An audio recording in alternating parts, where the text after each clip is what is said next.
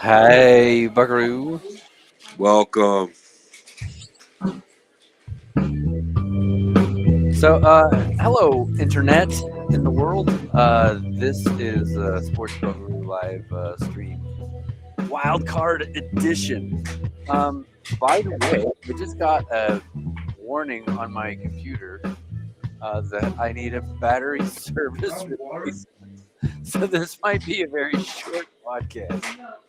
Man, they just got a nice shot of Baker Mayfield taking a big whiff of the ammonia salts as he comes out of the locker room. He's ready. Ah, I tell you what, it's hard to keep track of all of this production stuff. So, everyone out there in the universe, say hello.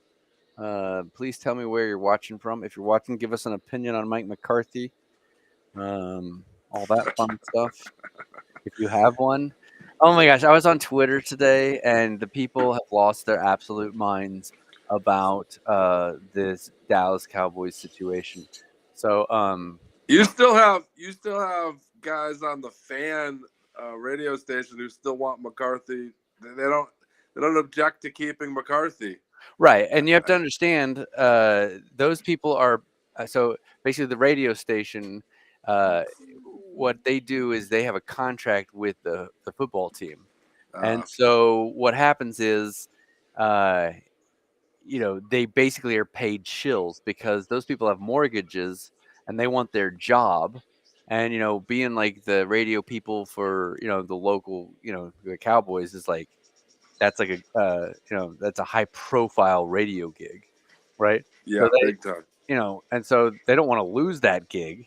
I mean, do you want to go and be like the radio guy for the Colts after being the radio guy for the Cowboys? No. Yeah, so it's basically like how they protect themselves. Yes. You have a couple of guys say get rid of McCarthy, but you always have a couple of guys saying no, keep McCarthy. So then whatever Jerry Jones does, somebody's like, oh yeah, we support Jerry Jones, whatever decision he makes.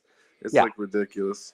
Exactly. And and that's the long and the short of it is when you listen to this, you know that there are emails that go around and it's like, hey, tag you're it. You're the pro McCarthy guy today. Right. Tag you're it. You're the Harbaugh Vrabel guy. And Yep. tag you're it. You're the and so that's the whole thing is a lot of radio is kind of a bit of a what is it? A kabuki theater. Yes. And so, the long and the short of it is, uh, anyway, I want to know what your opinion though is on this Mike McCarthy thing, like because everyone here, who's not like shilling, is pretty much it's about 89% to 11% in kind of the polls of basically torching this whole team. So, what are you The hearing? whole team or just the whole front I mean, yeah, office? Like, basically anything's on the table. Obviously Dan Quinn's going to Seattle, McCarthy's out. They're going to bring in Belichick or Vrabel or Harbaugh or maybe like a surprise person.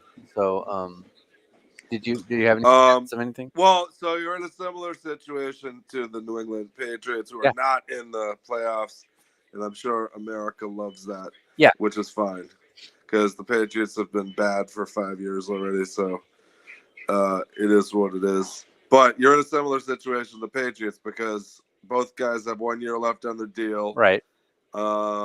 Dak has 1 year left. Was it Dak that had 1 year left? Does he have 1 year left, or was it? No, McCarthy has 1 year left. Somebody else had 1 year left. I can't recall what they said yesterday. But same with Belichick. He still had one more year. Right. So the problem is if you keep him for the last year, you are then in a situation where you have a lame duck coach, and then you're going to be in the same boat in another year. Right. And then if you what? If you win 2 playoff games, you re-sign him, like you give him an extension, or like I mean, you're in a no-win situation, so there's no sense keeping him. It's the same thing that happened with Belichick. It's like If you keep him, he's a lame duck. Right.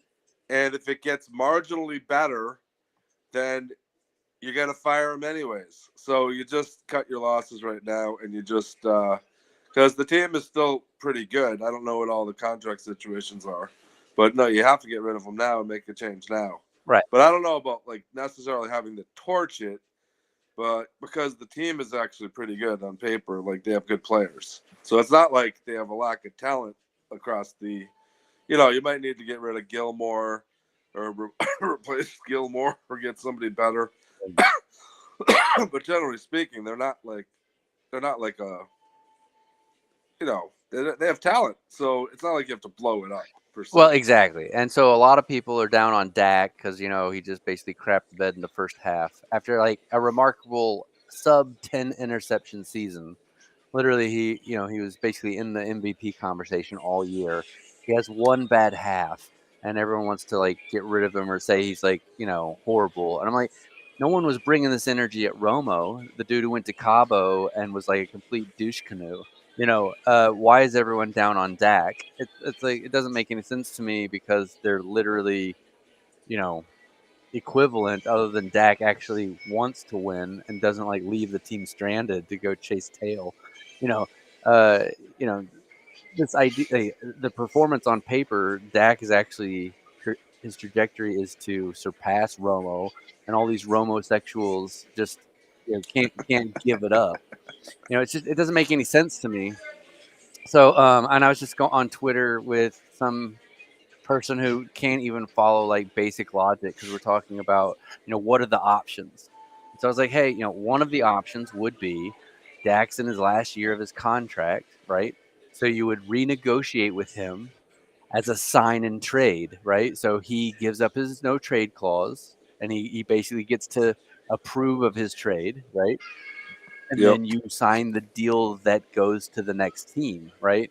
And I'm sure Tennessee, the Colts, like there's a lot of teams would take him, right? Um, Oh yeah. and so you know, I mean, even at this point, the Vikings would love Dak at this point.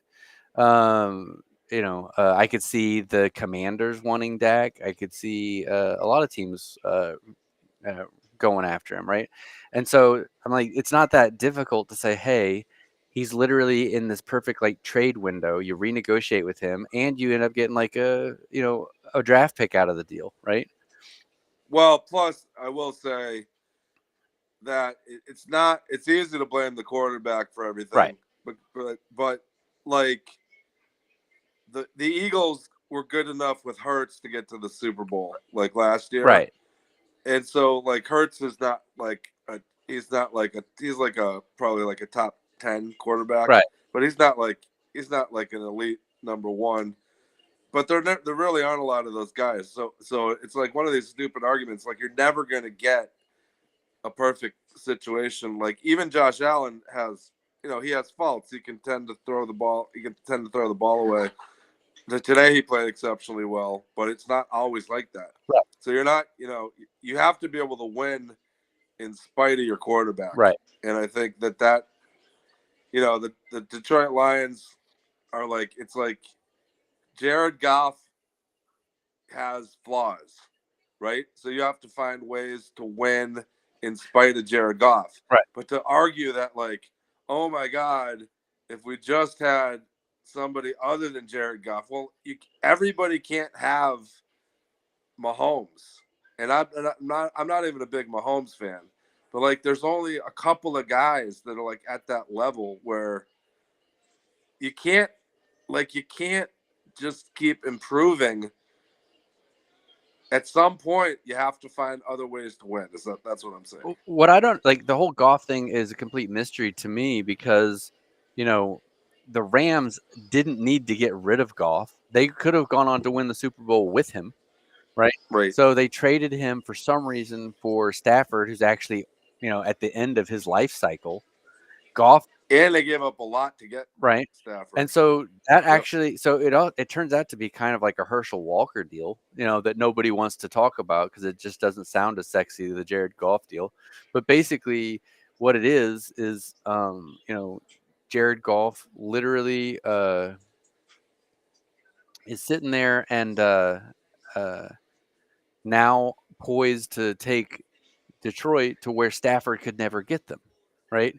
Right. And Yep. the Rams could have already won a Super Bowl with Goff and just kept rolling and built a dynasty and used that capital that they used trading for Stafford. Now I just feel like, you know, the Rams are kind of mid. You know, they're always going to be like a second tier. Uh, they're like a perennial wild card kind of talent, right? Right. And that's good. They got a good enough coach, but I don't know. It just I'm just saying that there's a lot of bright shiny object mentality in the fan bases, and there's a lot of like this guy's slightly better. But the thing is, though, you give up a lot to get those quarterbacks, and it's small sample size with other quarterbacks. And so, like, okay, so Houston seemingly hit on C.J. Stroud, right, and now it looks so obvious, but it's not obvious like for every. It's not always obvious like that, and it's a small sample size. right. So like everybody's like, "Wow, well, like they got C.J. Stroud. Look what happened." So if we could just get C.J. Stroud, we'd be just no. It's not really that simple. It really isn't because it still has to be. You still have to have other talent around you. You still have to have good coaching. You still have to have a scheme that works. Two full It's seasons. really but the thing is though, I don't think that's the problem with Dallas. I don't think it's that like they don't have enough talent. Right. And I don't like I said, I don't consider Dak to be a top 10 quarterback. I think he's like a top 15 type guy. He's in that next He's a tier. playoff caliber quarterback. Yeah, he's a playoff caliber quarterback, but he's not going to be considered. He's not a Hall of Fame No, quarterback. Let's put it that way. no. And therefore neither is Tony Romo. Well, of course not. Oh my I'm God. just I want the record to be set. Oh no, Tony Romo was really bad. In fact, I don't know why it's so hard. Everybody, when Bill Parcells was down there, he didn't even want to play Tony Romo. He's like, the guy is not good enough. Like, he's not ready to play. He's no good. So it's like, you got a Hall of Fame coach telling you that, and they just don't want to hear it. And so you suffered, wasted 10 years with him. But that's a situation where I think the quarterback was hurting you. But this is a different situation where the quarterback's good enough. But now it's just like it's it's like the mental side. It's like, is the team ready to play? Is it locked down? Is it focused? Is like, where's the mentality? I think that's more of the problem with the Dallas Cowboys. On any given day, they're coming in just not ready to play, and it's bizarre. I guess that's the coaching. That's the head coach. Yeah, what doesn't make sense to me is, we have this whole like lift the curse narrative, right? Jimmy Johnson into the ring of honor, right? And we have this big ceremony during the Detroit game, right?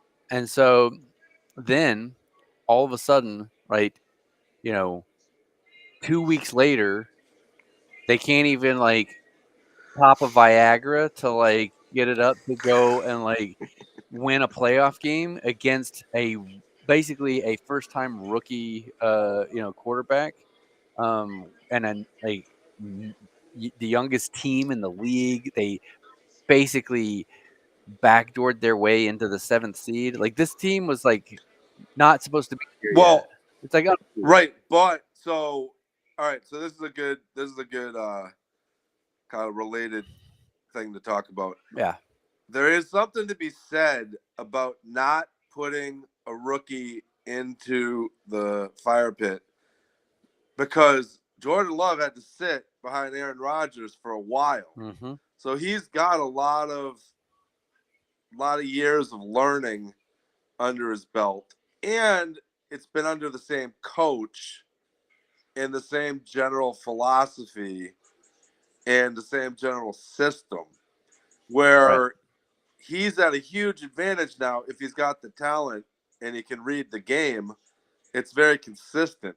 And I think the one thing you can say about LaFleur is there's stability in Green Bay in terms of what they're trying to do. And now if they got their guy, they could be good again. Like and the thing is, they're always pretty good. They're never like not out of it. And I think that's remarkable. Like clearly, if McCarthy had stayed with Green Bay, they're it'd be.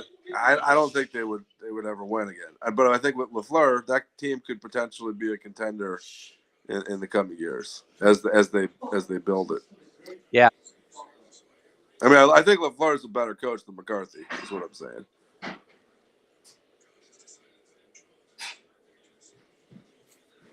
I agree.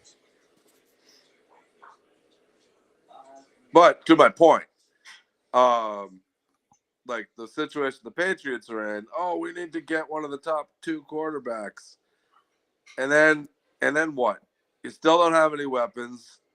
Your offensive line's still a mess. You have a brand new coach who's going to try to install whatever system or whatever tweaks to the system he wants to make. You don't have an OC. You don't have a DC. We potentially don't have a kicker, or our kicker was horrible. And like, there's a lot of components. Our special teams is horrible. Our special teams was a mess. And so like, it ain't like you can just go get a quarterback and you're all set. It's so much more complicated. And the other weird thing is you got a team like Tampa, who's kind of piecemealed this thing together since Brady left, and they got like their top receiver doesn't even want to be there, and he's publicly asking to be traded, and now they're in the playoffs against the Eagles, Right. at home. Right. It's just bizarre how all this works. It's like Mike Evans is like asking coaches, "Hey, please get me out of here, please," during the season. Yeah. What do I have to do? And, Fine, I'll go win. I'll go win a Super Bowl. Like, just get me out of here. I know, it's like crazy. So there's so much that goes into it. But the thing about Dallas is, for what it's worth, it's still a destination. It's still America's team, Right. and it's still like arguably the best. It's the best brand in the league still. Yeah, and I feel like you kind of have to hire somebody who's going to satisfy this cult of personality thing. So basically, but I'm going to tell you, yesterday, Jerry, like, I think it was the last straw with a lot of Cowboys fans. Like they're still fans of the team, but I think kind of like people checked out on the Mavericks and people checked out on the Dallas Stars after they stopped winning, Right. like this is the era where people they've got choices with their eyeballs, right? And there are 1,000 other things to be watching. And if the Dallas Cowboys are going to just crap the bed, people are going to stop investing. Nice little play there from Baker. So I'm assuming you're a little bit ahead of me. I'm at 14:05. They don't have the time up on the screen where I am. So let me see. Then you were definitely ahead of me. So you're gonna replay. So basically, So we're at 13:34. Oh yeah, you're like. They're showing a big picture of Mike Patricia right now. So when you see him, you'll know where we are. Yeah, you're about 15 seconds. Matt Patricia, sorry. You're about 15 seconds ahead of me. Now, it's curious that they got Matt Patricia and the team has been going downhill since. That's just very curious when you. So that's my biggest fear, actually. Infiltrate. When the Patriots coaching staff infiltrates your organization, you start to lose. I know. It's weird how that works. It's almost like they're Bolsheviks or something. So, my fear is Belichick brings like all of these people. Like we get, what's his name, McDaniel, and like Patricia and all these people. So if we get Belichick, then they're just going to bring all these Looney Tunes who have failed everywhere. They'll bring the whole Belichick tree, and then we'll just be stuck in the loop, right? Of all of these people, right? Okay, well, so here's a couple of problems with that.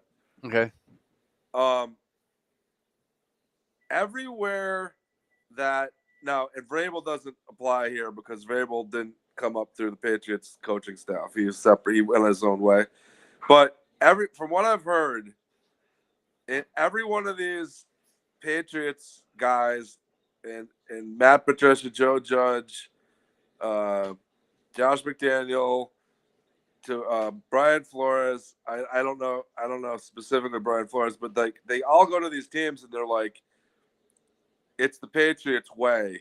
We're like the best. We won, blah blah blah, and they don't at all assimilate into the culture that they're going into. And then you hear stories where like, who's the head coach of the Raiders right now? The Antonio Pierce was basically like trashing the Patriots because like they were trying to get the team pumped up, and Josh McDaniels like, how dare you ever say anything bad about the Patriots? And it's like, bro, you're not with the Patriots anymore. And like Matt Patricia going to Detroit and like telling the reporters that they need to respect him because he was the architect of the greatest defensive call in NFL history. It's like that kind of attitude that's what you get with the Belichick. They're very, very arrogant. Well, and so that's why I think Jerry can't hire Belichick, because all we would hear is the Patriot greatness Right. while he's at Dallas, right? Yeah. And even if and I think honestly that's why Parcells was kind of a bust, is because all we kind of heard was Parcells, architect of, two-time winning Giants, right? It basically eroded the Cowboys brand, because we're talking about the Giants every uh, uh, during training camp, right? Right. And we're talking about the Giants' great postseason runs when we're going to the playoff. Like it's just Yes. it's so I feel like if you go for a Belichick, you're gonna just basically inherit all of this nonstop Patriots talk, and they're gonna compare Jerry to Kraft all the time, and it's just gonna be that would be an absolute nightmare for Jerry Jones. And so that's why I feel like you either got to go Harbaugh, and Harbaugh is just the dancing chicken, Yeah. right? Or you got to go Vrabel and actually just start fresh with the guy who wants to outshine the Belichick master, basically, right? And let me tell you, I'm not a Harbaugh fan. I wouldn't want Harbaugh. I would. But I don't either, but I mean, I would prefer Harbaugh over McCarthy. oh yeah, but I mean, at this point, I didn't like the McCarthy. I've hated the McCarthy era completely, and I've been, I bicker with everyone about it. They're always like, "Oh, you know, he's so good. He wins so many, so many regular seasons games. You like all these." It's like they don't give you trophies for 12 wins in the regular season. Like, who do they name that after? Is that the Garrett? Is that the Garrett Trophy for right. going 500 or better? Like, like what is that? Like, Well, that is it, not. but see, Not here's the thing. play. Here's the thing, though. When you get a guy like the reason I don't like Harbaugh for the Dallas Cowboys is because if you get like, let's say you get Harbaugh, well, you don't really need Harbaugh because the team is ready to win. Are you So you doing don't you, you dishes while don't you're need. talking to me? Say it again. Are you doing dishes? No, so I'm just trying. There's like What so are you doing? I'm not really. I'm trying to put away some. It's like you have kids and it's like everything just explodes like a tornado came through. It's like I'm just like, oh my god, I just have to clean this up. Well, Sorry. the Eagles held them to a field goal here, so Oh, that's okay. Wow. um. So yeah. No, So it's like a tornado just came through my kitchen and I had to clean it up. All right, I'm right. back. I All right, I so I yeah, get it. It's but the it's what I'm saying is this is compelling live broadcaster here, cleaning up my kitchen. Um, it's like you're the team is ready to win. So my point is, it's like you don't need to just get if you get Harbaugh, then it's like, okay, now we have to install the West Coast offense and we have to like make massive changes and it's very disruptive. Yeah. And I don't think that's what you need in Dallas. You just need somebody who's not going to like challenge like a fringy call in the first quarter. Like Sean McDermott, like you can't make these stupid mistakes. And I think the thing that I think that you need is just somebody who can just kind of take what you already have and just not be Mike McCarthy. It's not like this is so far off. That's what I'm trying to say. Right. and and that's why I think Vrabel would be better, because I think Vrabel could more easily work with what you have Right. and just be a player's coach, and he'll get along with everybody, and people will respect him, and he knows what it takes. And he got, and let's face it, Tennessee is not a good organization, and he got them really damn close with a terrible quarterback. Yes, that's my So whole point. Is like he made yeah, lemonade out of absolute lemon crap. Like yeah, the fact that they were even competing in Arrowhead with an absolute nothing of a talent pool other yeah, than Derrick Henry's great, but like that's like I mean that's like the old Detroit Lions. Barry Sanders was great, but I mean they didn't have anything else. correct. So And in fact, they had Calvin Johnson, and they didn't have anything else. Like right, they've always had some talent, but they just didn't have a complete team. right, And I don't even think the Detroit Lions right now are necessarily a complete team, but at least they've just got a lot. They're a lot better than they ever have been. So right. they've got enough, perhaps. I don't think Detroit's necessarily talented enough to perhaps make it this year, but they're a lot better than they ever have been. Let's face it. Yeah. All right, so we're gonna see Jalen Hurts come out here now, and he's got some taped up fingers. That's really important. And then So it looks like he dislocated his finger. So is that what he did last week during the that's game? yeah. It seems to be what happened is it came out of the socket. Excuse me, I am fighting this cold, so pardon me. Bear with me. That's all right. Um, Brought to you by dexamethasone. oh my god, I was just counting all the pharmaceutical things I need to take if I watch football long enough. I figured I need to be on 15 to 20 drugs a day in order to just like be even. Right? Oh my lord! That's what you got. All right, so all right. So now, right. So here's the thing. Okay, here's a perfect example. all right. So the Philadelphia Eagles run this option offense, and Right. and Jalen Hurts is not really a pocket quarterback. Right. So like, all right. So, and Dallas doesn't really run that, but if you get a coach that wants to run that, then that requires different personnel. Right. And so my point is, you can't bring in a coach that wants to make massive changes, because then you've got to make changes in personnel, and then it may or may not work. And then, so I'm just saying, I agree. you just go with you go with what you have, and you get a couple more chess pieces, and you just get a coach that just isn't gonna be destroying the game. The thing is Vrabel, I think, is down for having a very potent offense because he comes from the Brady universe. I think he built that team in Tennessee based on what he had. Right. And so if he came to Dallas, I don't think he'd be like, oh my God, we're just, going right back to like, high school wing option football. Like that's not going to happen. He'd come in and say, this is how, we're going to basically do the Tom Brady air attack and just push it down your throat. Really good gamesmanship with clock management, and badass defense. The other problem that they had was they have like the best running back in the league is like their best player.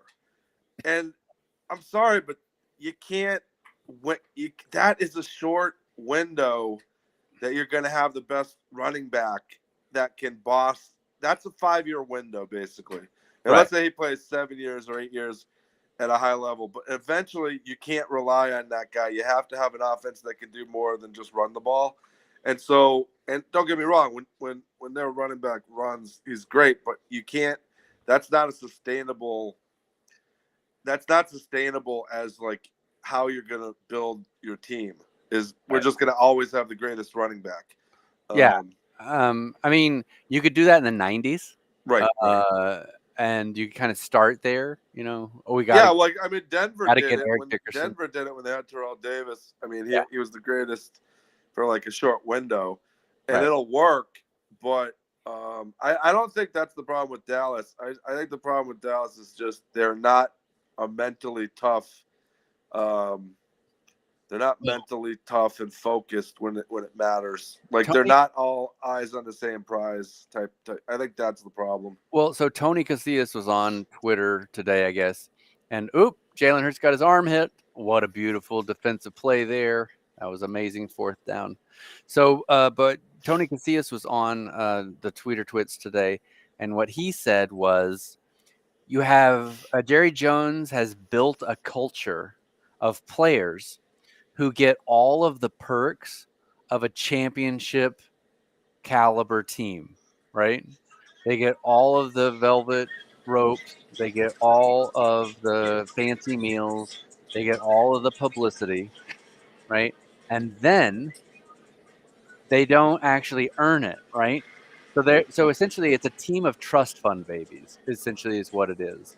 And when you have a team of trust fund babies, when you have an economic downturn, the trust fund baby running the company doesn't know like what to do because they didn't actually like build the company, and they don't know how to run the divisions that are profitable. Like they don't have any comprehension of what goes into being a pedigree uh, uh, you know performer. And so even though you have talented people, you can have a talented trust fund baby who still doesn't have business acumen, right?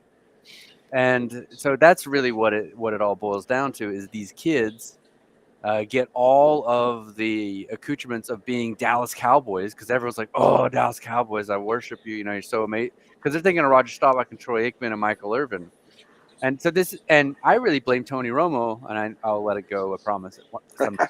But this is why I actually resent what he represents. Is he's the person who actually kind of codified this sitting on the shoulders of giants, uh, douche canoe culture, right? Right. Like he literally is the poster boy for never actually achieved nothing and got all of the glory, right? And it just drives me absolutely bonko. And I'm so glad former players like Tony Casillas, Michael Irvin now are all coming out, because it's pissing them off. Because basically they finally realize that these kids are tarnishing their legacy. So and here's the Oh, thing: sorry.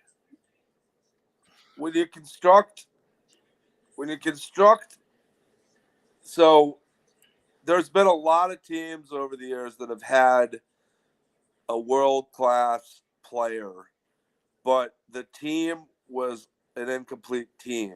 Yeah. And like the Bears had Brian Urlacher for all those years, but did you ever get the feeling the Bears were going to make it to the Super Bowl in the Brian Urlacher years? And the answer is no, because it wasn't complete enough to you have to have depth and you have to have talent all over the field at that level. Right. And there's a lot of teams that they just have pieces and they just don't, but they don't have the whole thing. And I Right. think that that's the unfortunate thing with Dallas, because it seems like they are good enough everywhere on the field Right. to win a Super Bowl, but Right. they just there's it's then it's the culture. It's the problem is the culture. It's not a Yeah. winning culture. Yeah. It's an already have one culture, right?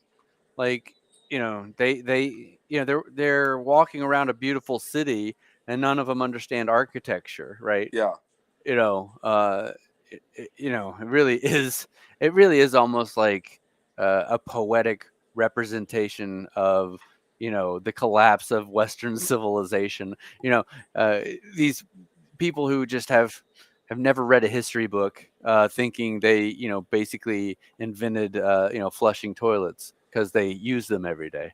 It's oh, what a play! I love this Tampa Bay offense. I'm telling Yeah, you. I like Tampa here. I Oh like my gosh, Tampa. I'm really excited because you know, I think Green Bay could upset San Francisco if they play like they did yesterday. If they play that way, yes. I could see Tampa Bay really giving Detroit some fits, because they're a better team now than they were, at the beginning of the season. Right? They turned it around. So I don't know. This is really exciting stuff to watch.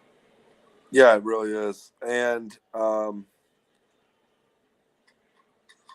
you know, I agree with what you're saying. There's this hangover of Dallas used to be.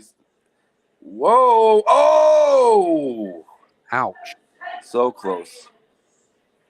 Um, there is this hangover effect with Dallas. It's weird that they're sort of living in the past. Um, and they were so good, but that was a long time ago. Right. And it's just been the malaise of just it's just not it's not that they're just an okay they're cultural it's just the cultural problem. So they were 31-16 in the postseason. The Dallas Cowboys were 31-16 in the postseason when Jerry Jones took over the team. Okay. Yeah, wow, that's impressive. Uh, sorry, no. They were 31-16. Sorry, they were 31-16 at the end of the 3 Super Bowls. Okay, yep, Sorry, my bad. which is yeah, that's So, still impressive. which is great, right? Yeah. I want to make sure I get the word track right. But Well, think basically, about how often they were going to the playoffs if they're right. 31-16. I mean, that's amazing. Yeah. So now they are 36-31 in the postseason. They're Yeah. almost down to 500. They've Yep. literally got basically 4 more years away from becoming a 500 mediocre team after being Oh boy. Oh, hold on. 2 to Hold 1. on. Hold on. Oh baby. Here we I'll let go. you catch up. I'll let you catch up. All right. Baker Mayfield is good enough to win a Super Oh, Bowl. I'm Baker, telling you. I'm telling you what. You know who he reminds me of? Oh, what a run down there. He got in. Yeah, buddy.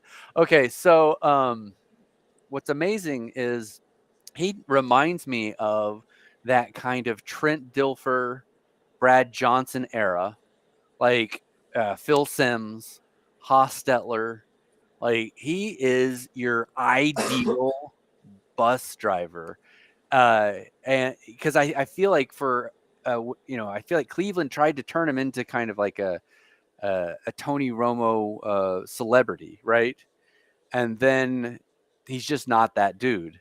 Do you know what I Well, he mean? was doing too many commercials back then. Right. Like, there's like I have this like unwritten rule where you shouldn't be able to do commercials till you've won.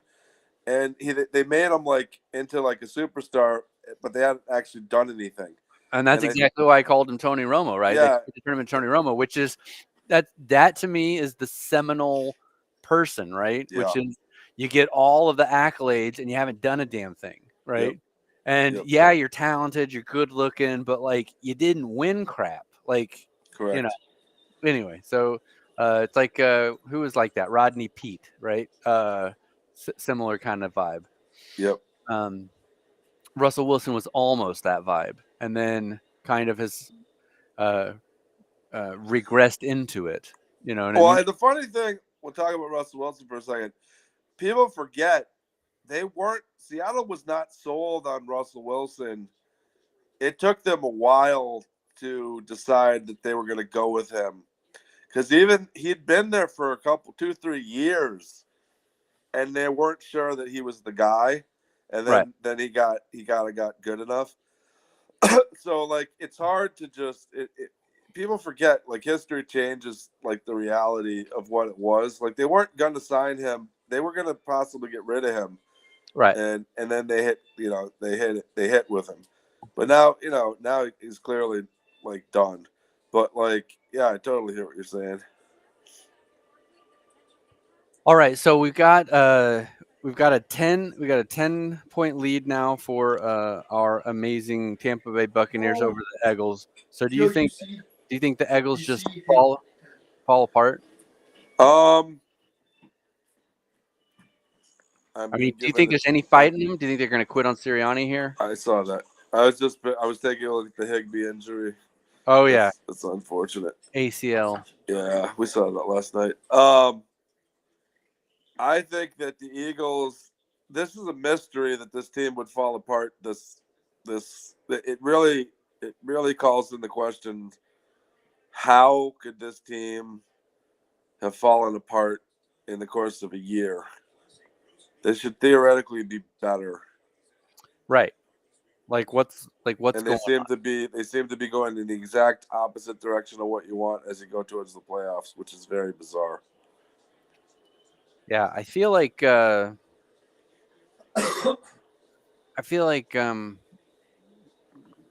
know, it's almost like a race to get a new coach between Philadelphia and Dallas right now. It's almost like the Eagles can't get through this game fast enough to beat Dallas to hiring a coach. You know what I mean? Yeah, and I personally, I think you're on the money. If Belichick was to go anywhere, I think the Eagles would be better for him Absolutely. than Dallas would. I don't see him as a cultural fit with Dallas. Well, I what think he'll struggle in well, Dallas. what I like is he can become a villain. He can be a jerk. Yes, exactly. Philly media would actually love him to be a jerk because they'd like get turned on by it. Correct. And then Patricia's already there, right? So Correct. you could Yep. actually just kind of slide him on top, and you can kind of keep everything intact. And Jalen Hurts is a smart enough quarterback to be, Brady esque. He's got a really good head on his shoulders Oh yeah, he does. to run a system, and so I think it would be, I think it would have been amazing if they had just fired Sirianni this week and hired Belichick right now.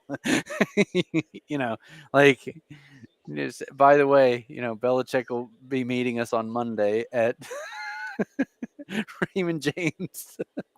If I was to guess, if I so here's we talked about this yesterday, but if, I think that Atlanta we would not be a good fit. I don't think he'd be a good fit in No. Dallas. I think he would love to be in the NFC East. Um, he's just like because he's got that. He's such a historian. That's one Oh thing you'll learn about him is he loves the history of the game. yeah, Can tell you every coach, every player, every team. Who knows. But like, yeah, I think it just would make more sense um, in Philadelphia. I think it'd have more control in Philadelphia. absolutely. The owner doesn't seem to meddle down there. He's from Massachusetts originally, so there's a connection. Um, I think they would love to. What year did Belichick leave Cleveland? So that was like 98. 2000. No, it was like two. So he went to there was that Jets fiasco. I think it was like 99 or 2000. It was something like that. 98, 99, 2000, right around then. I just can't remember the exact year.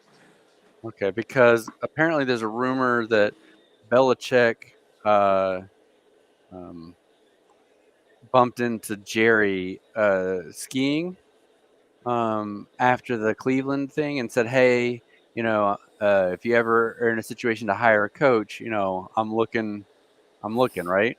Yep. So my question though um, is, do you think Belichick is maybe actually upset because Jerry had the opportunity kind of in that little window before he went to the Patriots to maybe get him? Do you know what I mean? Yep. Because he was futzing around with Dave Campo and Chan Gailey, and like there's that little window where he could have actually gotten Belichick before he went to the Patriots, right? Yeah, it's so funny that you bring up those names because I think there's a little bit of churn in the NFL where you never would have seen like you would never would have seen some of these coaches get hired 10 years ago. Right. that are like you would never would have seen a Sean McVay get hired. You never would have seen a Mike McDaniel get hired. This is a whole new thing where these offensive guys are coming through the pipelines and then becoming head coaches. Even the Cincinnati Bengals guy, like this is unusual that you're getting all this churn. Um, I don't know if it's good or bad. I think it's good in some ways because it's making the offenses a little bit more interesting. Okay, But so we're gonna fix the timeline. Are you ready? yeah. So, and I actually, my brain is like rotting, but like Belichick was head coach of the Cleveland Browns 1991 to 95, meaning out of 95, right after the Super Bowl, right when Switzer was mucking around, right? That was Switzer's Oh, last. because did Belichick? Wait a second. He was till 95. Yeah. And then he went to as assistant head coach in 96, Jets 97 to 99, and then Patriots 2000. So basically, there was a 3-year window in there when Belichick's name should have been in the hat for the Cowboys. And so I think Belichick probably has a personal vendetta against Jerry and would actually go opt for the Philly job just to be a fly in the ointment for Jerry. That's how I But feel. wasn't? But there was an issue where he went. He was he. They were gonna. He got traded though. He was owned by the Jets for like a minute, Right. and then was he under Parcells at that point as an assistant? Well, so yeah, so what it Because I was, just can't remember the. I can't. I didn't pay attention to Belichick back then no, because so nobody it cared was, about the it Cleveland was Browns. Parcells. It was Parcells going from the Patriots to the Jets, and then Right. Right. Parcells opted out and left Belichick there. Yes. Yes. Right. And then he's like he wanted nothing to do with being the head coach of the Jets. Mm-hmm. So that's how he ended up in. Yeah. Oh, see, I thought the for some reason I thought the Cleveland job was. I didn't realize it was 95. Wow. So I there was know. a there was a gap. In my brain, it was much closer to 2000. So Right. Yeah. You're right. it's funny how time does that. Yeah, and he was just okay with the. It's funny when you get Tom Brady how good you become all of a sudden. It really is amazing. I know, right? Because I don't think they weren't going to win the Super Bowl with Bledsoe that year. No, They Bledsoe were going was to lose to never the that. Raiders. The thing about Bledsoe, and you guys saw it, he can't. He could never. He had a habit of tapping the ball before he threw it, so he always had this tell that he could never get rid of, and he could just not read a defense for his entire career, and so it was just too many interceptions. He was the best quarterback we ever had up to that point, but he was never. Even before Brady got there, Bledsoe was really frustrating a lot of people because he couldn't he couldn't read a defense. He could never really do it, and that was the knock on him. He had a cannon of an arm, but he just couldn't quite read defenses fast enough. So he would just make too many mistakes. I'm shocked that the Eagles are laying down as much as the Dallas Cowboys did. This is pretty. Um. This is pretty phenomenal. So what? So wait a second. They just said that the defensive coordinator is not Matt Patricia. So what is Matt Patricia doing on the sideline? He's like the special. I can't remember exactly. They created a different job for him, Special consultant to the defensive coordinator. something like that. So let's look him up. Matt Patricia Eggles. Let's see what it is. Senior defensive assistant. Oh, Whatever. nice. So he's basically the defensive coordinator. So. But yeah. I man, for Sirianni to like have gotten in the Super Bowl, and be fired a year later would be absolutely amazing. Oh, it would be glorious. See, this is the thing. This is the thing. That's what I try to tell everyone. It's like, I can be a Cowboys fan and I can have my, F the Eagles shirt and all that stuff and be all about. But the thing is you just got to have fun with the theater of it. It literally is just, dancing for dudes. Like, that's all it is. It's literally ballet for dudes. Do you know what I mean? Oh yeah, of course. It has nothing to do with anything else. Like if you get emotionally invested in it, you're kind of missing the point, I think. You No, know. it's just entertainment. Oh, it's super fun to watch the theater of it, and all of. Um, so I think they misspelled "believe" on the back of their helmets. For real. To live. I hate Oh, I hate these little sayings on the back of their helmets. well, I just Just remember. put the name of the team back there. I don't want to see any slogans. Well, I remember when what's his name? Hold on, he was the tight end, Jason Witten. Yep. Jason Witten actually tried to get some kind of charity something put on the helmet for like the Thanksgiving game or some Yep. nonsense. And the league completely shut him down and we're Of like, "Nope, course. you can't Yep. do it." And then like a few years later it becomes a thing. It's just absolutely ridiculous. So, They're very I progressive. Like they let them like color their shoes now and like put little slogans well, on now them. there's a petition for them to do like celebrations and stuff. Like, so they're gonna base. So what's gonna happen is the United Football League, which is the XFL thing, they're gonna get way more like fan oriented, where they TikTok during the game and stuff. And Yep. so the NFL is gonna have to go that way, right? They're gonna have to get really social media savvy. So, and I Well, think what's the demographic with football now? Is it pretty much aging, or are they getting young? I mean they still have a bit. Oh, I lost you. There you go.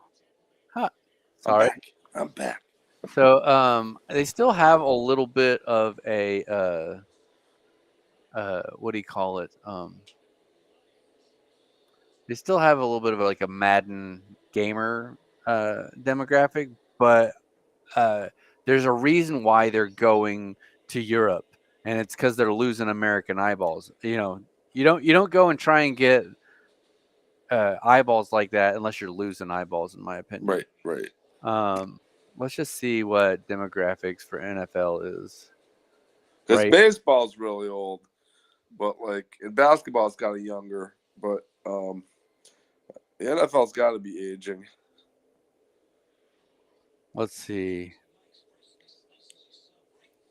So Forbes. Okay, so we want to do the audience disparity of NFL games and everything else. Let's see what this says.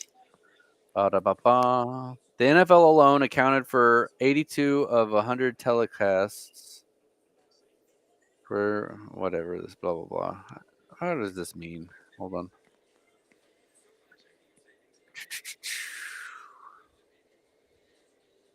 Oh man, now they're gonna paywall me as I'm pulling up this article. So the average audience for an NFL game 2019 was 16.5, 2020 was 15.6, 21 was 17.1, 22 was 16.7. So, yeah, like out of 350 million eyeballs in America, that's not great, is it? So, they're hovering between 15 and 20 million eyeballs. So, No, but averages. like, what's the average age of NFL fan though? Is that going up? Yeah, I'm trying to pull up a let's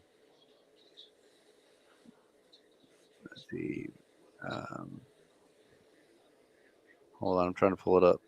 Fan demographics, NFL. Here it is. NFL interest by here it is. Accept all cookies. I don't care. So 18 to 34 is 35% avid fans. 35 to 44 is 41%. 45 to 64 is 39%. And 65 and over is 32%. So they're literally about to lose 30% of their fan base, right? Right. Uh, over the next decade or so. So um, So right now, I guess you could call them boomers, 35 to 45s, right? That's really the meat and potatoes of the market. Yep. So, and these kids are coming along. I guess they're about a 6 or 7% decline, right? So there you go. That's what there you have it. Well, Mm, I think they're also going to have the other problem with the league is, and I think another reason they're trying to go overseas is because they're not going to be able to continue to get this pipeline of players forever. Because oh yeah, less and less like kids are playing football. yeah. So they got to pull people out of just like the NBA did, just like Major League Baseball. You Yep. know, literally NFL is the least diverse, country of origin sport, Yes. Yep. of the big four.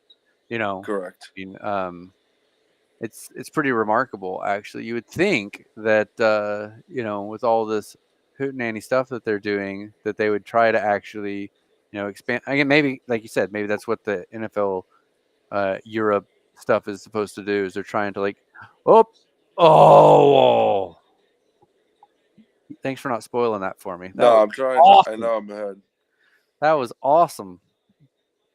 Oh Baker wow, he should Mayfield, have picked that. yeah, he should have absolutely gotten it. So, all right, Wow, this is a long field goal attempt. that's like a 50. It's like a 60-yarder. He's got it. Wow, 54-yarder. Tacking more points.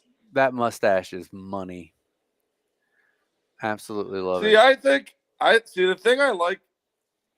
The thing that the reason I like Baker Mayfield is because there is something that makes it better when you get a guy like Baker Mayfield because he actually is a compelling character and it's fun to root for a guy like that where it's not fun to root for like certain other guys.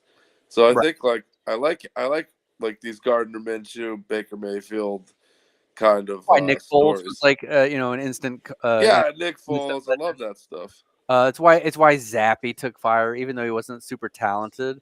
He Yeah, catches Zappy's that yeah. zeitgeist. Cooper Rush is the same thing in Dallas. So there's a lot of that rags to riches hero story that we love. You Yep. know, Yep. um, everybody, because you can see yourself as, oh my gosh, given the opportunity, and I go in and slay the dragon, and you see that underdog story kind of, it resonates with your soul, right? Like you're like, Yep. oh, maybe if things just shook a little different, maybe that could be me. And I think that's part of why the Patriots having success was so it was kind of boring in a way because it was so methodical and it was Mm, so everything was like so perfect and how they went was so like you know it was just like it wasn't like exciting. It's more exciting when like there's busted plays and the guy's scrambling and you got to make it's craziness. Harv. So Yeah, it adds an element of fun. yeah, absolutely. That's the Brett Favre vibe. The Yeah. Warren Moon, Brett Favre. You know, Yep. uh, For sure. Steve Young. So, all right, then it's looking like we've got them set up, so we can kind of start to. Do you think the Eagles are going to mount any kind of effort to even score in this game? Um, I think it's inevitable something's going to happen. I can't imagine because it's not like Tampa is like super awesome offensively. Um, I would think that Philadelphia is going to be able to figure something out here. Um, I don't know that 13 points is a big enough cushion. Um, if they can hold them to 0 in the first half, though, it'd be like crazy. Oh yeah, it'll be like over. So all right. So But with again, I don't understand how this team could have fallen apart this badly. well, this is where the My culture. God. This is where the culture comes up and says, it's basically like a revolution, right? You have the factory workers that rise up and say, we want a different manager, and then ownership says no, this is the manager you have, and then they all like sit there and all the food spoils on the assembly line or whatever it is. It's the same story, right? I mean, it's and this is why sports is so compelling, right? It's literally these great metaphorical dynamics. Um, it's live. Oh It's my live god! literature. You know what I mean? Uh, I'll tell you. I'll tell you something right now. Hurts. He is hurt because his motion, his release is off. He's just off. oh yeah. This is not good. Oh no. Take a look at this throw. Oh, it's terrible. I mean, it was at his ankles. It was like a wounded duck at the ankles. They went ten Man, and I wonder one, if he and then just 1-5. 18 touchdowns, 10 interceptions, and 5 touchdowns and 5 interceptions. What a breakdown! and then but then he got a boy. Oh, he almost broke one. But then again, he has that throw, which was pretty sweet. But we got to monitor this to see if Hurts can actually throw the ball consistently. And I think he's going to be able to throw it downfield. I think he's going to have it. The problem is when he's chucking it, it's probably going to work. But when he's got to finesse it, I think he's going to have problems. Yeah, I agree.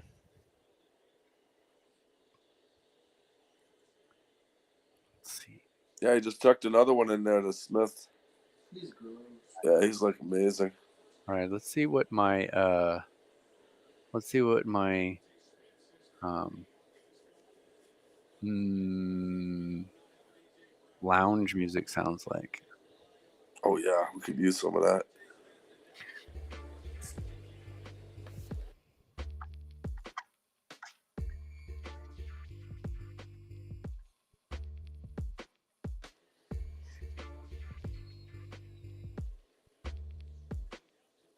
All right, so this is where the game maybe turns around. Hertz gets him within 6 here. Well, if they can score a touchdown here, then this is a game again because they are definitely moving the ball now. I'm gonna get a different Minimal House song.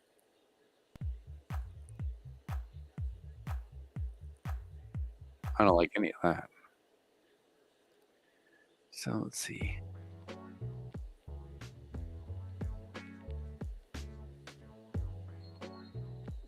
This artificial intelligence music is hilarious. Let's see. All that lounge music, I enjoy it from time to time, but it all ends up sounding exactly the same. Right. Well, I mean, there's only so many chord progressions you can actually piece together. I was at this hotel one time in near Phoenix, and it was like kind of a hotel that had like a kind of a cool vibe, but it was like the background music, it was nothing but house music all the time. It was the loungy house all the time. No matter where you went, you just heard it. It was hysterical. Like hours and hours of this stuff.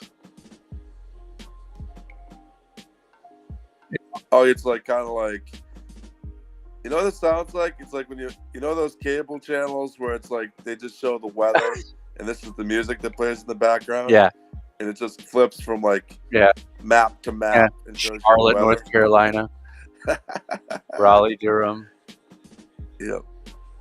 Like I need to have that lounge music while I'm looking at what the weather is. West Virginia. Kentucky. Exactly.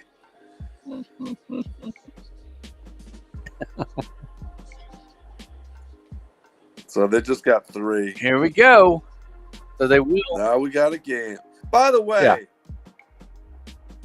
what are your thoughts about guys that wear jewelry while they're playing the game? Okay, this is a really interesting debate because I'm gonna put the score.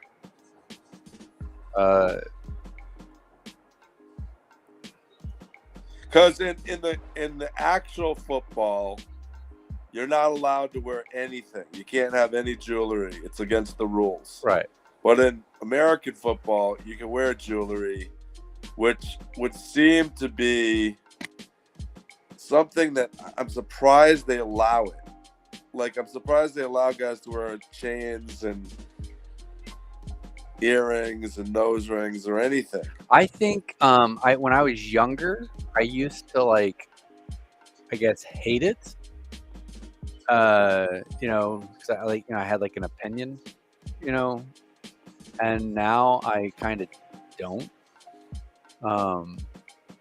Because Well, I don't have a strong opinion about it, but I just think from a safety perspective, I don't know if I'd want to have like a chain around my neck, like just from somebody horse collaring you or something. so for me, it's weirder. Like I feel like the baseball players like weird me out a little more than the football players. I think the football players are just like running around bumping into each other, so I'm okay with them being crazy enough to wear a gold chain that could get yanked. And I also am aware that, you know, I've seen like jewelry break pretty easily, right? Yeah. So like I feel like if it got like grabbed, it would like that clasp would go. Like I don't think these guys are buying, you know, titanium clasps on their gold chains to where like they won't, you know, give. And so I think, you know, to me it was always like the earring studs. Because like the back of the studs is like pointed. And so like if you got like hit on the side of the head, it seems like that stud in the earring would go into your mandible, you know. Like even Baker Mayfield has a chain around his neck. Yeah. Like, what's up with this? But I'm more weirded out about the baseball players that do it. I don't know if you've seen a lot of these baseball players, but basically these baseball players have like their shirt like unbuttoned. They're like a 70s swinger. And they're all like, I think a lot of the Astros players are like that. They've got this like, this open shirt with gold chains dangling around, and you're just like, I mean, I don't know. It's kind of weird in a baseball game. Well, I think it's weird. I just think it's weird in sport to just wear jewelry. I think it's just in general. Yeah, I mean, I'm a little freaked out by it. In any sport. It doesn't matter the sport. I just feel like it's sports. It should be about the sport and not about a fashion statement. Yeah. Now if it's like the copper thing that supposedly like keeps you from like being sick to your stomach or something, that's fine, I guess. Yeah. Okay, so there's 11 minutes left. Did you see my graphic here? Can you actually see the full? Wow! Wait a second. Check this out. Did you see the full? Baker Mayfield is almost as good as Brady was a year before. That's amazing. My gosh.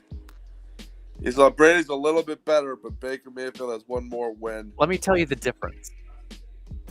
Baker Mayfield did not invest in a crypto scam. He wasn't buying. He wasn't like evading. Digital. He wasn't evading like art. International warlords for payments. You know what's funny? Not to go off on a tangent here, but I get it. I have this little group of people that I talk politics with, and they crack me up because no, it's not something I heavily engage in, but like I basically disagree with everything they say, and they hate me for it.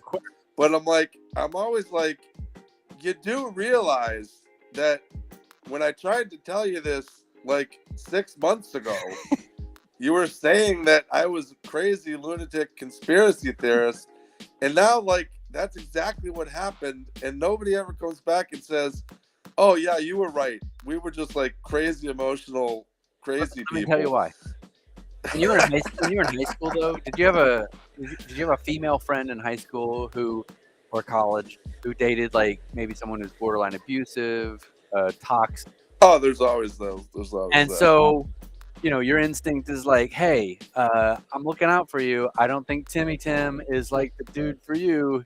He might be like Yeah. cheating on you, or he may be like is kind of like verbally abusive or whatever the thing is. And they're like, no, no, no, no, no, no, right? They will never, even if they get out of the relationship, they are never going to come back and be like, oh, thank you for pointing out to me that I have terrible judgment in dating men, right? Like, Or like, yeah, because and the reason I was saying that is because it's like when the digital art ETFs were coming out. Yeah. This is the dumbest thing in the world, and yet you couldn't even have a normal conversation about it. Like, no, Tom Brady thinks that like digital art is a great investment. Right. And you're like, how could you possibly think something that's digital would be a good investment? Like, that makes no sense. It's absolutely mind-boggling. But you couldn't. It was that there were commercials like trying to sell. Well, we'll just create a digital emoji and like it'll increase in value over time. Don't you remember before Elon bought Twitter? Like you had like the ability to create like your avatar as like an NFT or something. Yeah, exactly. NFT is what the word. That's what I was thinking. NFT. And so, but I was always like, what's the point of creating an NFT token as my avatar? Like, I want people to buy my avatar or something. Like, I never understood like what's the point of having this token, like a digital token. Like, okay. Right. It makes no sense. It's kind of like we have this technology and we don't know what to do with it, so we'll just do stupid stuff with it. Well, like, the thing is the reason, vinyl or CDs like were valuable is because they could only like manufacture like 300,000 copies, right? And so if you had one of them, it was rare. It was awesome, right? But Right. then when it went to digital, right, like all of a sudden the recording didn't have any value other than like its entertainment value to you. Exactly. But, it doesn't make any sense to me. Like how we've completely shifted our society away. So it doesn't make any sense. No, it makes no sense. So Tampa Bay is moving right along right up here. Looks like they just crossed midfield. So they're going to get another touchdown here most likely. Let's hope. It looked like Baker Mayfield took a little knock, though. We'll see if he stays healthy. All right. So where are you at? 7:40? I'm at 7:38. Yeah. So we're about 15 seconds apart. That's not too bad. So you're basically literally, one play ahead of me. Oh, 4th down, huh? Do you go for it here? I think you do. I think you go for it. I think you tush push on Philadelphia right here. That's what I would do.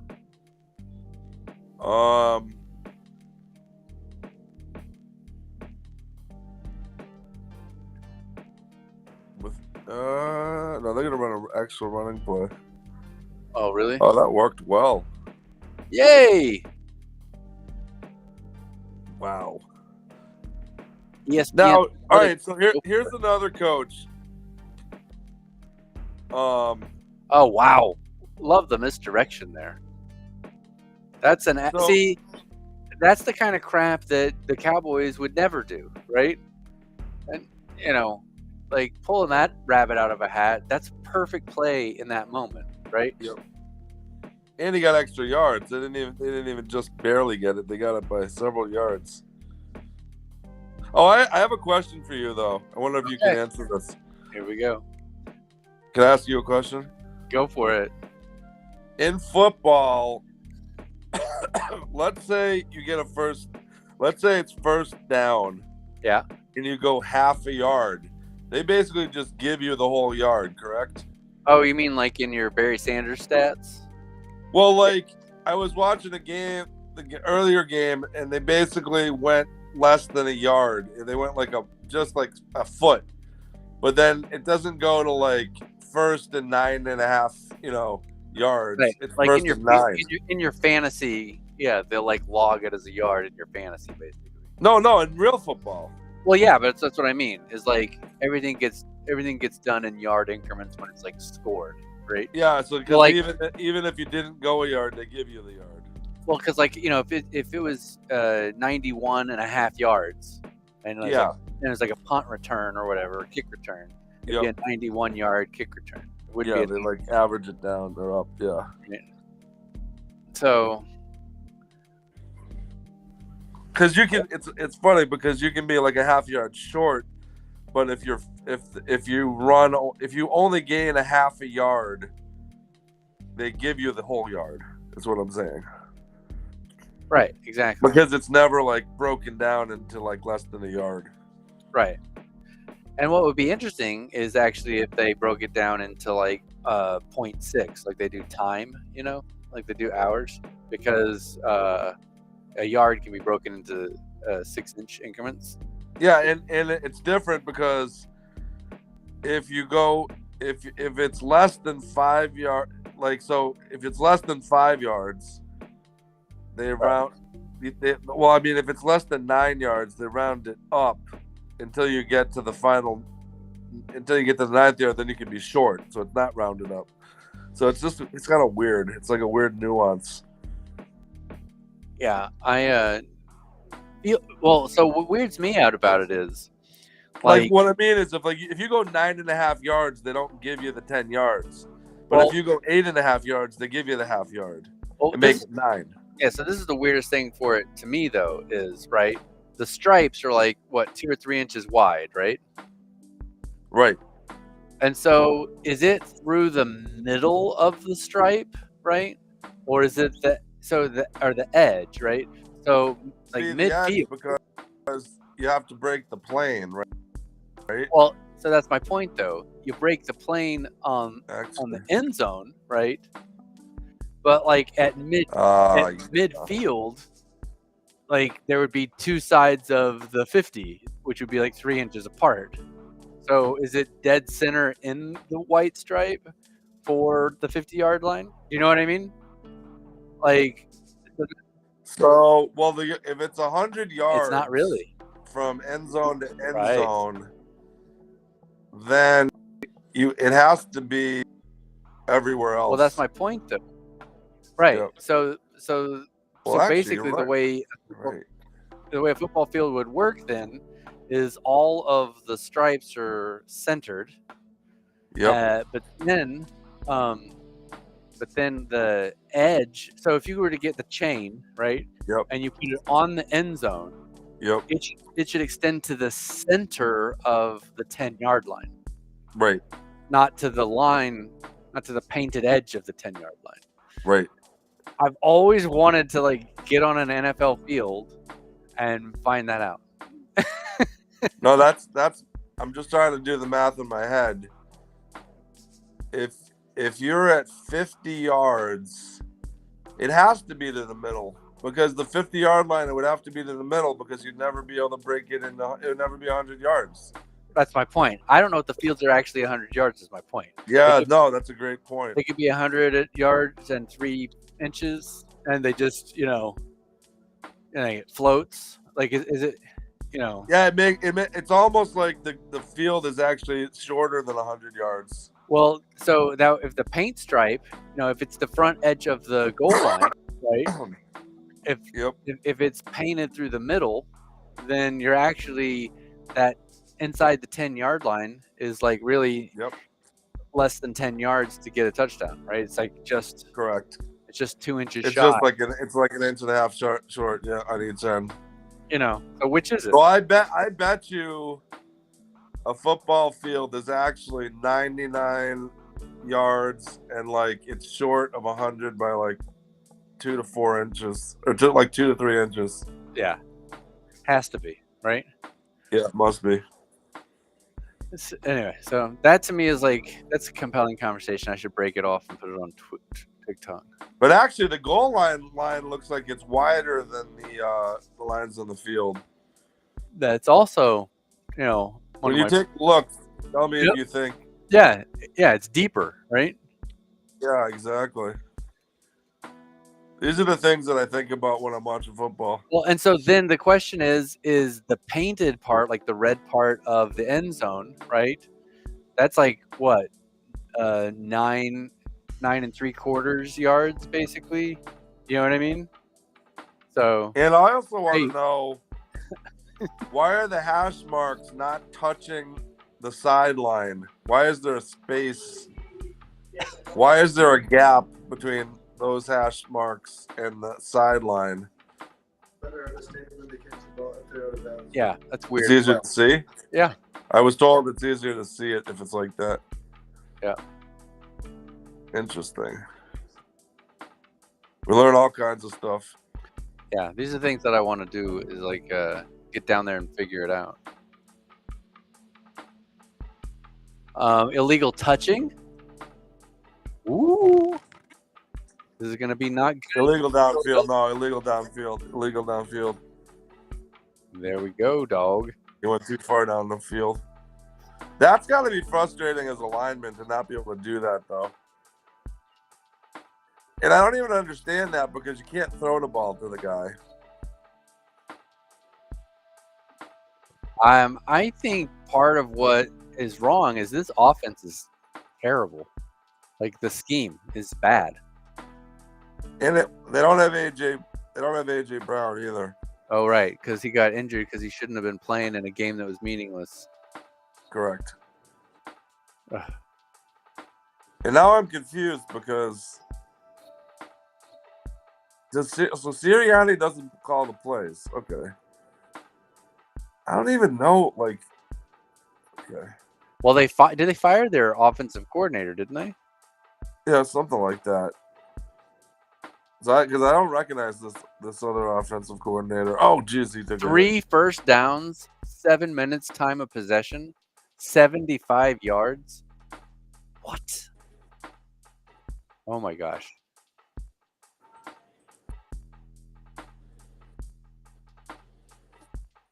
Wow. That was a wallop. And he was wide open. He was, but he also has a concussion now. Oh, Jesus. Oh, by the way, goes to show they don't really care about the concussion protocol because they put Stafford back in the game yesterday when he was clearly knocked out. Oh my gosh, it was awful. Yeah. Well, I think the Tampa Bay doctors got over there pretty quick because they recognized it. So his head just rocked back. Oh my gosh.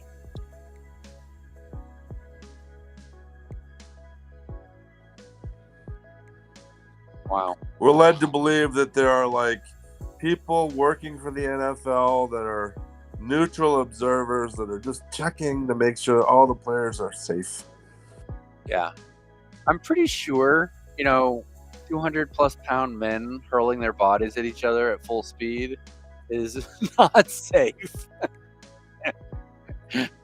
No, yeah. Oh boy. So like it looks like you got like a forearm in the head or something.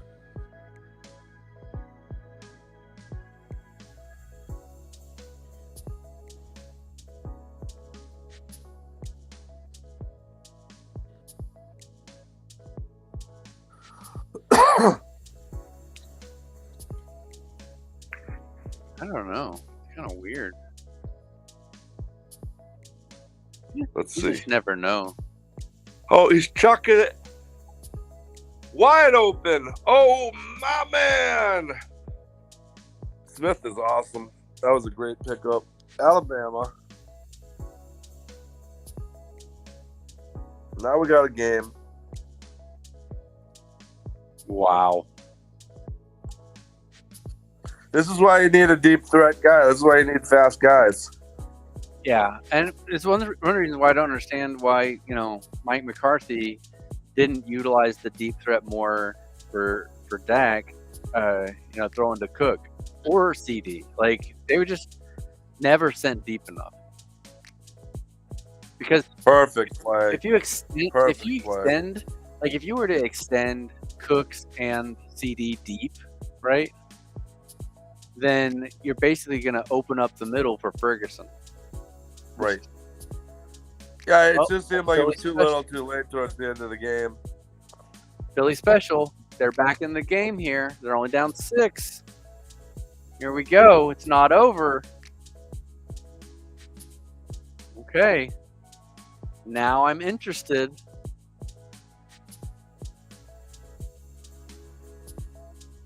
I will say these games have been good except for the Dallas game. And the other game was pretty bad. I don't know. I think they've all been awful. Yeah, they've all been pretty bad. Cleveland Texans was terrible, unless you're a Texans fan. Yeah, that was the Chiefs Dolphins was terrible. And let's see who. Yeah, Cowboys was terrible, unless you're a Packers fan.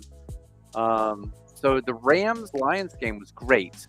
This one looks like it could theoretically. Okay, so now Sirianni's going to go for 2 because it's half the distance to the goal. So it would be a play from the 1, and they can do their Philly shove. See, I wouldn't. Well, he's gonna try to take advantage of the fact that the other team only has 16. See, here's the thing for me is, and this would have saved Dan Campbell, right? Is once tush push. Let's go. Let's see. Once you decide, right?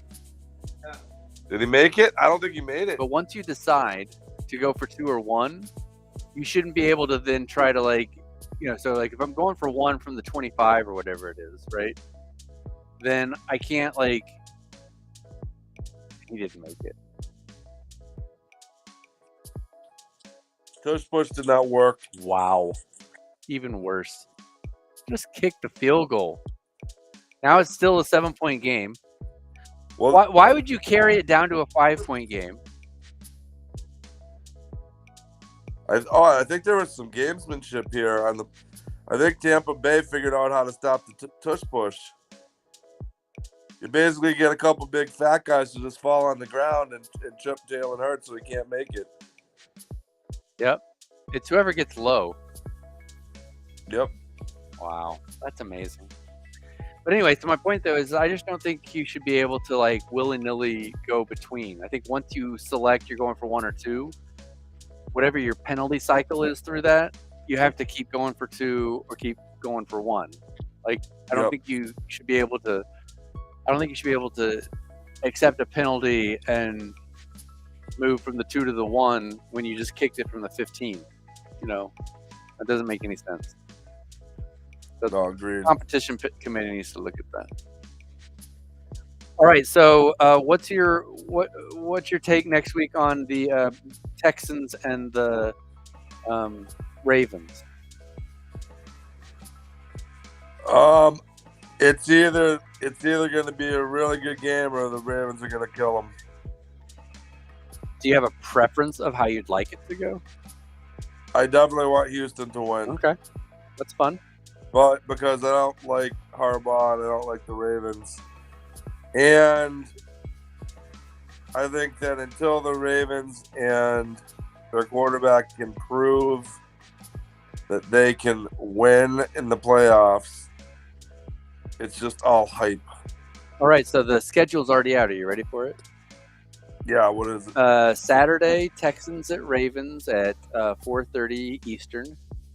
Packers at 49ers at 8:15 Eastern. We've got the winner of this game at the Lions at 3 p.m. on Sunday, and Chiefs at Bills 6:30 p.m. on Sunday. I think Chiefs at Bills is going to be an amazing game.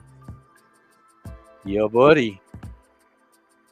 Especially since it's in Buffalo. Yeah, that's going to be that Okay, so I'm excited actually for all 4 of these games.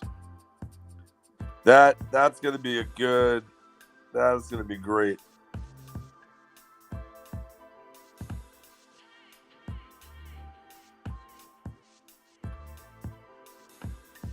See, look, they just got low. Yep. That's amazing. That's the way you stop it.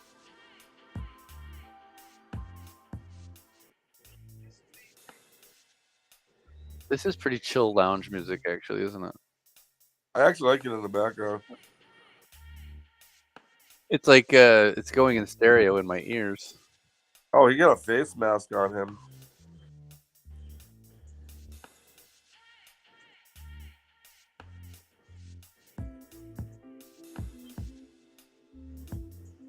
Now it's just a matter of whether Tampa Bay doesn't fall apart here. They don't want to let the Eagles get back in this. They won't. Getting a first down on first down is a pretty good start right there. Oh, yeah. So all they really need to do is run the clock out. It's awful that they didn't call that penalty on Tampa Bay right there. That sucks. I hate that kind of stuff. That's one of the things I hate about the NFL. Like, crap like that's so obvious and they don't call it.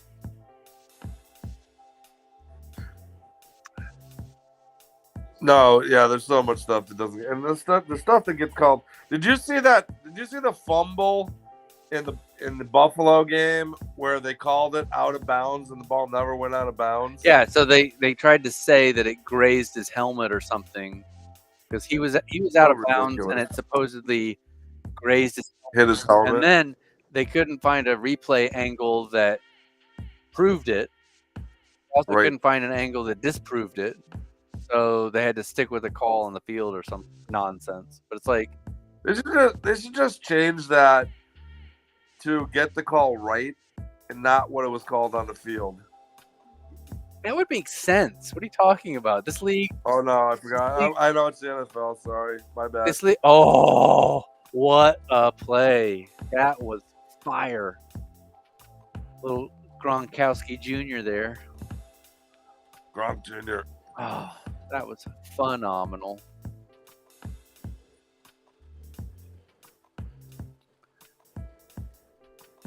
I like it. Otten. I'm gonna take a 1 minute break. I'll be right back. No worries.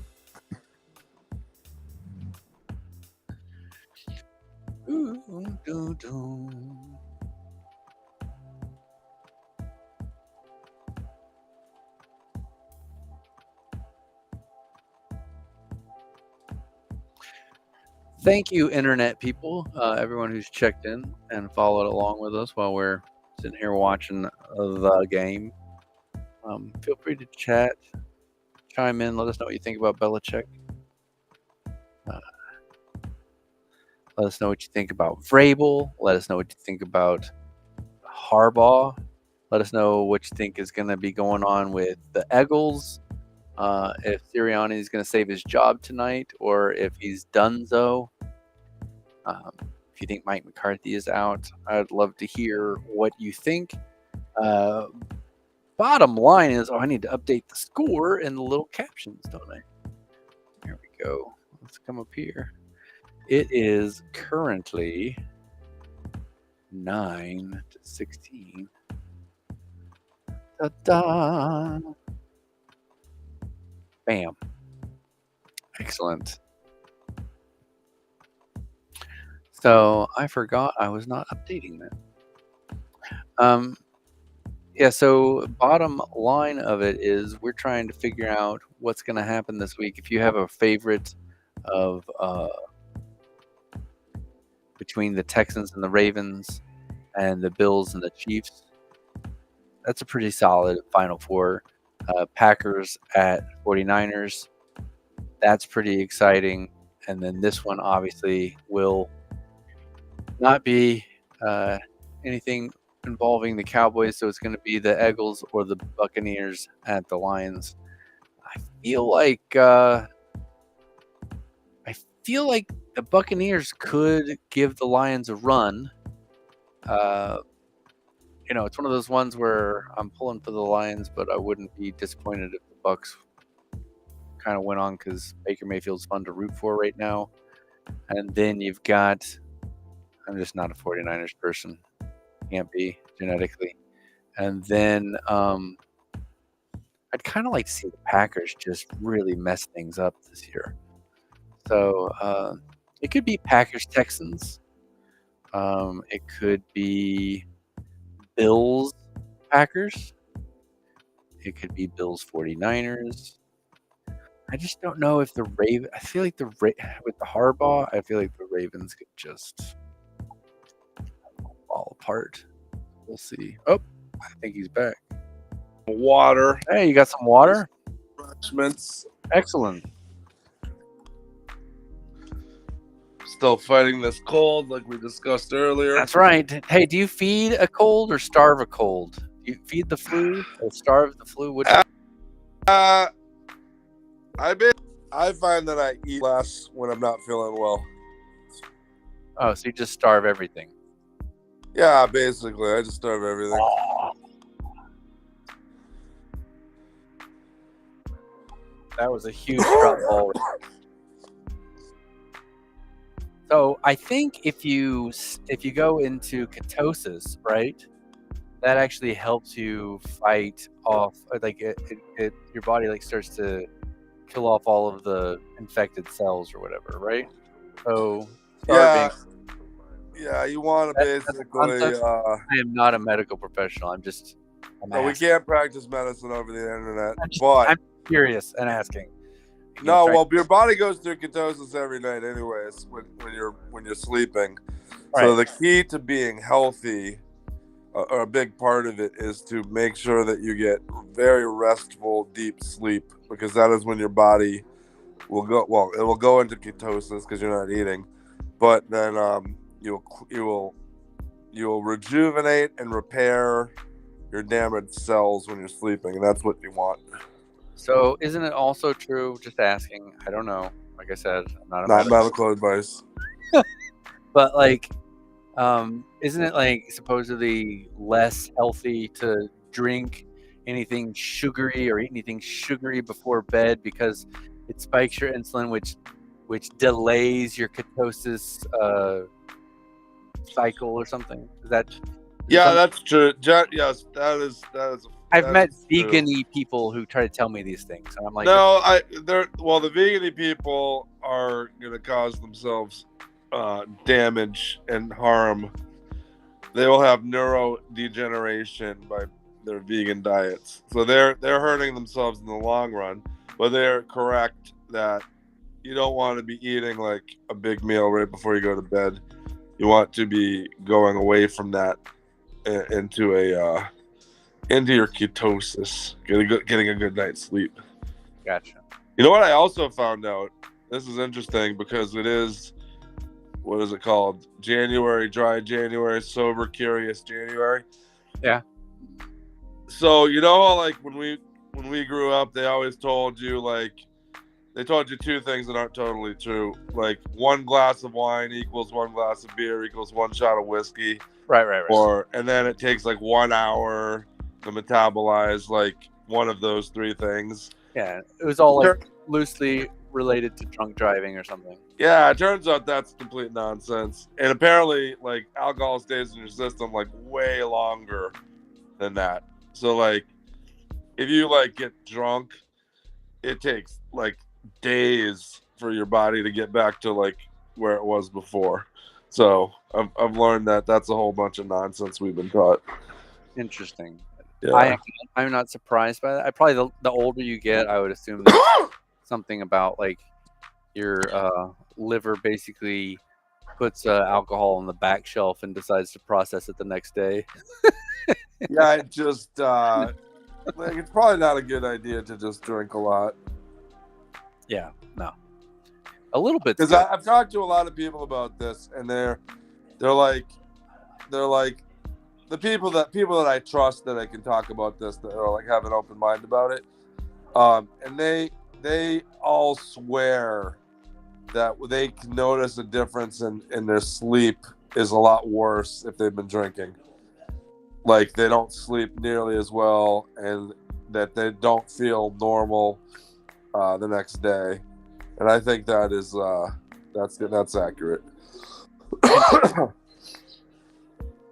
So, do you see can you see the actual full screen of everything? Is that what you see on your? I see a split screen with me on one side and you on the other side. So do you see the bug I've got going along the bottom? I see like a banner that's scrolling. Okay, good. Excellent. Cool. So I can actually update that in real time. And I see some sort of like middle finger pointing at me. That's right. Oh, that's awesome. So it's my little logo, see? Oh, I love it. What does that represent? Well, Oh, I see. I get it. I mean, come on, we're watching the game. That's hysterical. I just noticed that. Yeah. Right. We're gonna have a merch shop one day, and everyone can buy them. So that's the way it's gonna Now roll. I have a question. If you're not allowed to swear, and I know I broke that rule, I got us in big trouble yesterday because I threw an F-bomb out like right at the last minute. Okay. If you have an emoji that represents a bad word, should we also ban that, or is a middle finger? Is that okay if it's an emoji? I think it's okay because it's on your iPhone. Okay. I mean, I literally pulled those graphics from the iPhone emojis. Oh, nice. You know, like literally, you can send this tweet to me. I'll send it to you right now. Nice. So I'll show you. Ta ta ta ta. Let me go into our group chat. Ta ta ta ta. That one. There it is. Yeah, I can like. Okay, so the Eagles fumbled the punt return, and it's looking like it's a second and short at the 20-yard line. They're not going to get into field goal range there. So that's just not happening.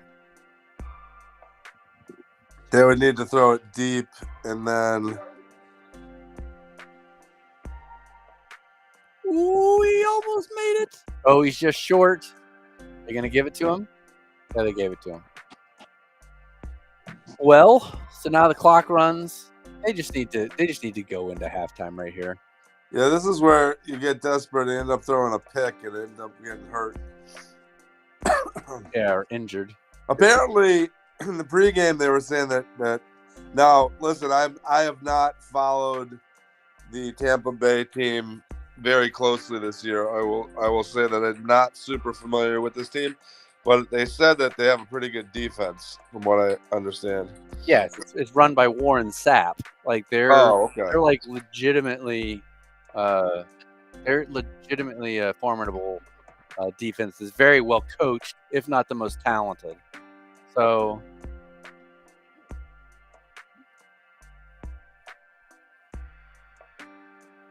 So they're not going to get close enough with 32 seconds. Oh no, it's over.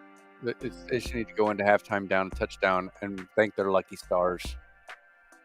I will say I like the CBS graphics better than the ESPN graphics. Really? Yeah. It's more traditional. Yeah, I feel like the ESPN graphics are just way too much like just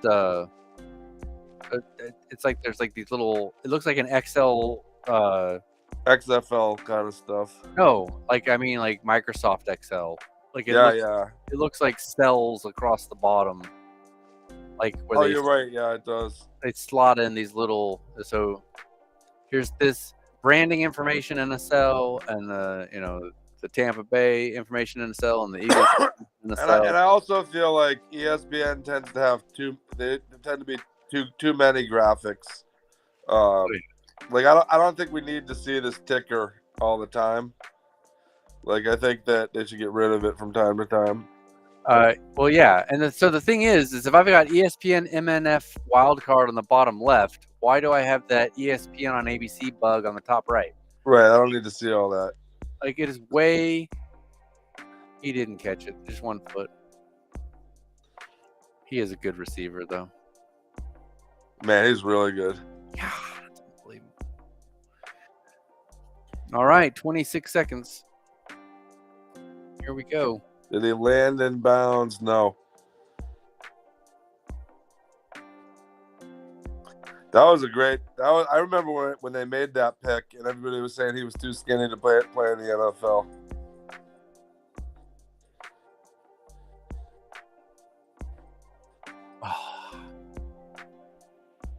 Man, Hurts is just Hurts. It's gonna be too bad if Hurts ends up just kind of wasting his career in Philadelphia. Oh well, that's the thing. They gotta get a really good coach this time. Oh, what if Nick Saban goes to Philadelphia? No, I don't think he's going to the NFL. I think he's too old. I know he is, but that would be a fun meme. I was a little surprised that he retired. I mean, he can't control NIL, like Right. He's not gonna get all the best players anymore. All those players are gonna just, he can't pull people through the portal back, right? Yep, he's losing all of his recruiting to the portal. Yep.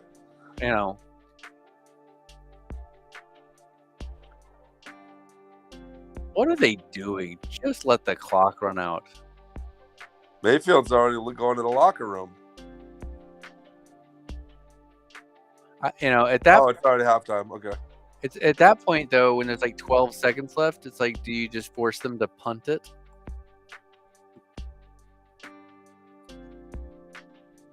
Yeah.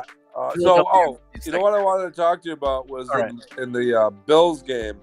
Yep. The way that they mismanaged the end of the first half. Yeah.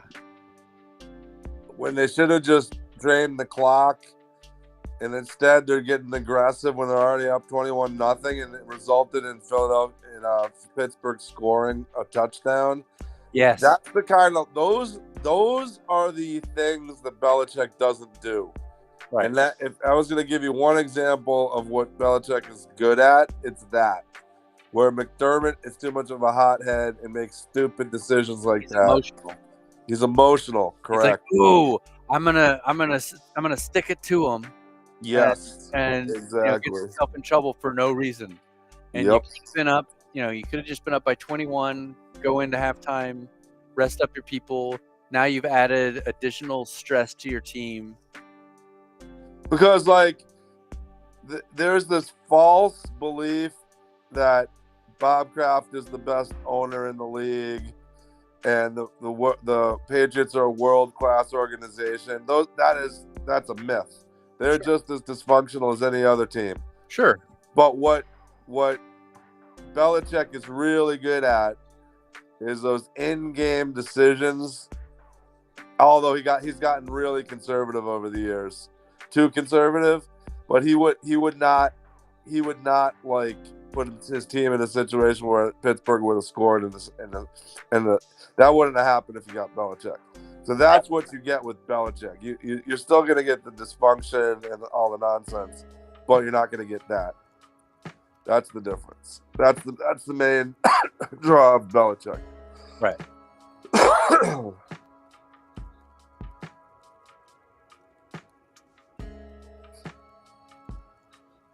Oh my gosh. Now we get to hear from Peyton Manning. I really don't want to hear from Peyton Manning. Oh, that's fine because he's muted and we're talking. Oh, thank God. I got to mute him. I realized I have a volume control. They even tell you when the second half is going to start. They even have that on the ticker. So what I don't they have a ticker and another ticker and a ticker on the top. They have 3 tickers. Well, the score's on there twice, right? Yeah, it's like a double. Yeah, this makes no sense. So I have a ticker and a split screen. It's too much. Well, it's a stripe across the top, a fat ticker with the Allstate ad because it's the Allstate halftime show. Now it's the 20% box. Yep. Oh my gosh, it's like too much. It's a little too much. Everything doesn't have to be a video game. I mean, that's my gripe. But what I don't understand about these halftimes, right? Obviously, the Super Bowl is like a really long halftime because they got to get whoever the pop star is out there. But my question is, these big old players, they're gonna run off the field and lumber up the tunnel, Yep. right? And then get some water or a really quick IV for like 2 or 3 minutes. What are the coaches gonna say for like 3 minutes? And then they lumber out, and it's the second half. Like these half times are actually really short. Like They really are. what are you actually accomplishing? And also like your coordinators that are up in the booth, they're not coming down to talk. You know what I mean? So are they like video conferencing down? Like what's happening? Let's talk about this. What are your thoughts on coordinators being up in the box versus on the sideline? I don't like it at all. Which one? I don't like them being up in the box at all. Okay. I personally don't like all of like the speaker systems and the radioing and all that. Like I just feel like it would be a much more compelling game if your coaching staff and your team was on the sideline, and that's where your army is. You know what I mean? Yep. Because if your army is, if you can have a sniper up there, that just completely changes the read on the game. You know what I mean? Yep. And like I wouldn't mind if they had like a sniper feed that the coordinator can reference, but he's right there next to the head coach. Yep. Right? Like being able to go and talk to the players and say, "Hey, this is what I need you to do." Right. So, but no, I agree. I don't like it at all. I don't understand why you'd want to be disconnected from having that face-to-face interaction. Now, I understand you can see the field better. There's no question about that. But you're disconnected from your actual players, and you can't like communicate with them like face-to-face. And I think it removes an element that I think should be in the game. Right. Yeah, I think they should have a rule where you can't have anybody in the booth. Everybody's got to be on the sideline. Yeah, like I said, I don't mind them having like an aerial view that they can access. I just don't think it needs to be a thing. Oh boy. I'm so not interested in this information. Oh my God. Please, let's not talk about this. Well, it's on the news. We need to talk about it. No, I refuse. I refuse. I am so not interested. I am so not interested in any of this noise that's happening on my TV. I'd rather watch Big Pharma ads. And what's the hearing aid commercial? And the blinds. Everyone has blinds. What, like window blinds? Yeah, it's like there's the blinds commercial. Blinds to go. And then there's hey, have you bought gold? It's almost like you know what's funny? Every once in a while I flip over to like political talk radio. Oh no, don't do it. No. I will. I'll put it on, like, but I'll go like 6 months between putting it on, or like a year. Right. And it's like you could just replay a year earlier. It's exactly the same. It is. Nothing has changed. It's the exact. It's like the same commercials, the same news break, the same. Yeah. It's all the same, as if I could go and just replay what they said 3 years ago today, and I wouldn't even know any difference. But like what I was listening to. There's no difference between that and a bootleg of Fish, like right? If I said this is a bootleg of Fish from 3 weeks ago, or this is a bootleg from Fish in 2007 when they were we're in Colorado, you would not be able to know the difference between the bootlegs. I'm just telling you straight up. You know, Yep. you just tell me that that's when it was recorded. That's great. Same exact thing. And you know what? It's 100% the same thing. It is noise that some people find That very is so true. entertaining. And you know what? There's no reason to get ginned up over listening to Fish just jam out. And so, Oh, dude, that solo he did at Red Rocks though, 2011 was like as good as it got. I mean, oh, come yeah, on. absolutely. Oh, yeah. Now I will say this: I did see Fish one. They came through and did like kind of like a normal concert, you know, at like one of those like Verizon amphitheater things. And I mean, it was enjoyable. Like they're fun, but also I was very grateful. Like some of the songs are like 7 and 12 minutes long or whatever, and you're just like you know, how many times can you just go like, bah, bah, bah, bah, bah, bah. And it's just like, oh my god, the bass player just they must be. I don't know how you can do it, man. I couldn't play the same 3 notes as a bass player for 12 minutes. No matter how. Yeah, it's an interesting dynamic. And I'm not knocking them. I know they're talented. I'm just saying. It's like it's just I don't understand how people would travel all over the world to go see them. No, that's because they're trying to relive like Woodstock. Grateful Dead and all that. Yeah, exactly. Now, I will say this, Grateful Dead, you know, they actually set a section aside for the bootleggers. Oh yeah. Because and Jerry Garcia told everybody, he's like, "Hey, you know, we're a live band, man." And he's like, I wanted those people who were passionate about the band to make really good recordings of our shows, and then I could hear back like how we're doing. Like, you know, I think that's awesome. You know. No, I think I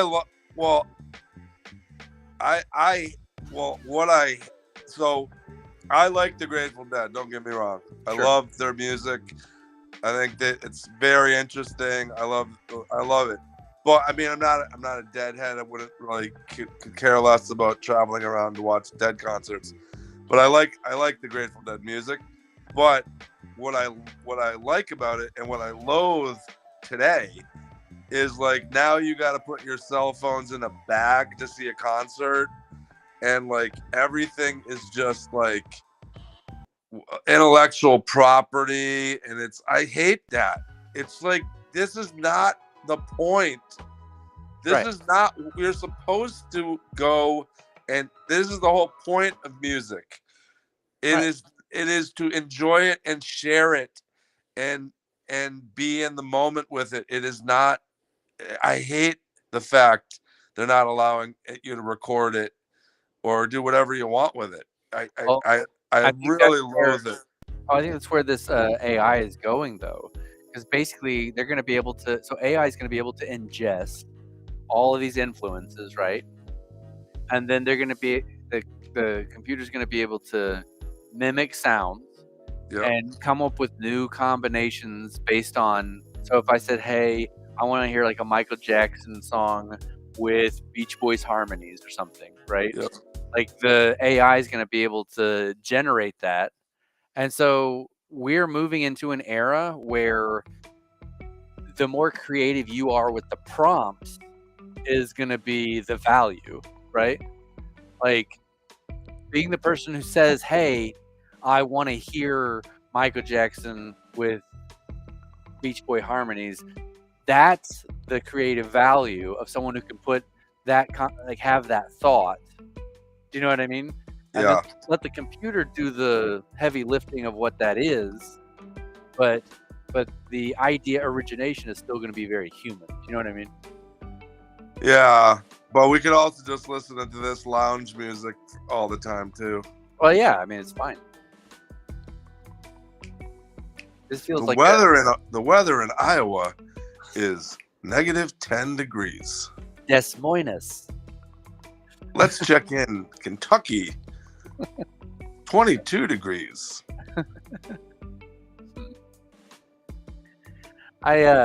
So it You've been to Vegas a few times, right? Yeah. Yep.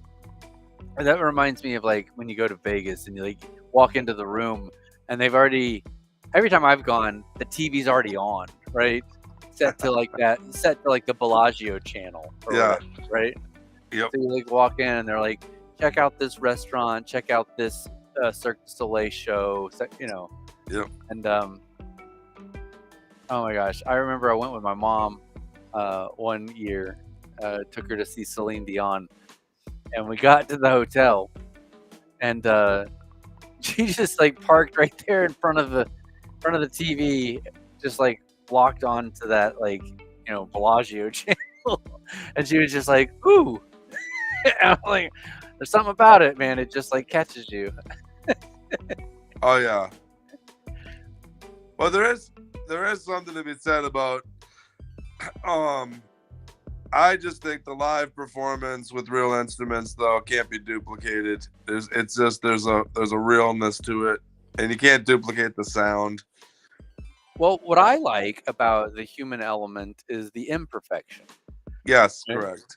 And there's, you know, I think it's actually one of the things that makes like U2 a really great experience, right? Is they've simplified their show so much that it doesn't sound like the album. Do you know what I mean? And so you go to the show and you hear U2 live, and it's like different because it doesn't.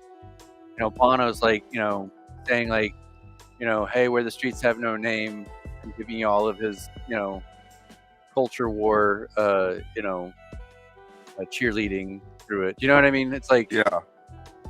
And it just makes we need to save the banking system so we can save the people. And then I went to a U2 concert and some guy was like heckling him saying, "You're such a fraud." And he's like, I've changed my opinion and we can it's just hysterical. Well, this is my favorite Bono story, and I know he's a big fan of Sports Buckaroo. So, but Jalen Hurts gets taken down. But one of my favorite things about Bono is I went to see him. I went to see U2. It's like the 2008-9 tour, whenever that was, 2010, somewhere around there, and.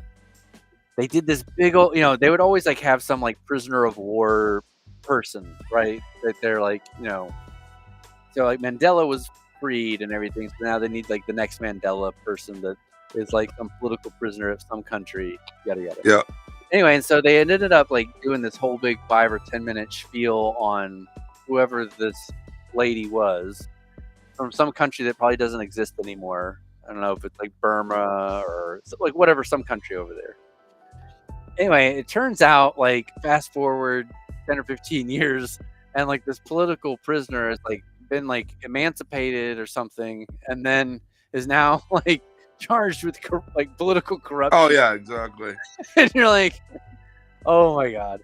And it was like who was the lady that had all the shoes back in the 80s? That was Imelda Marcos. Imelda Marcos, yeah.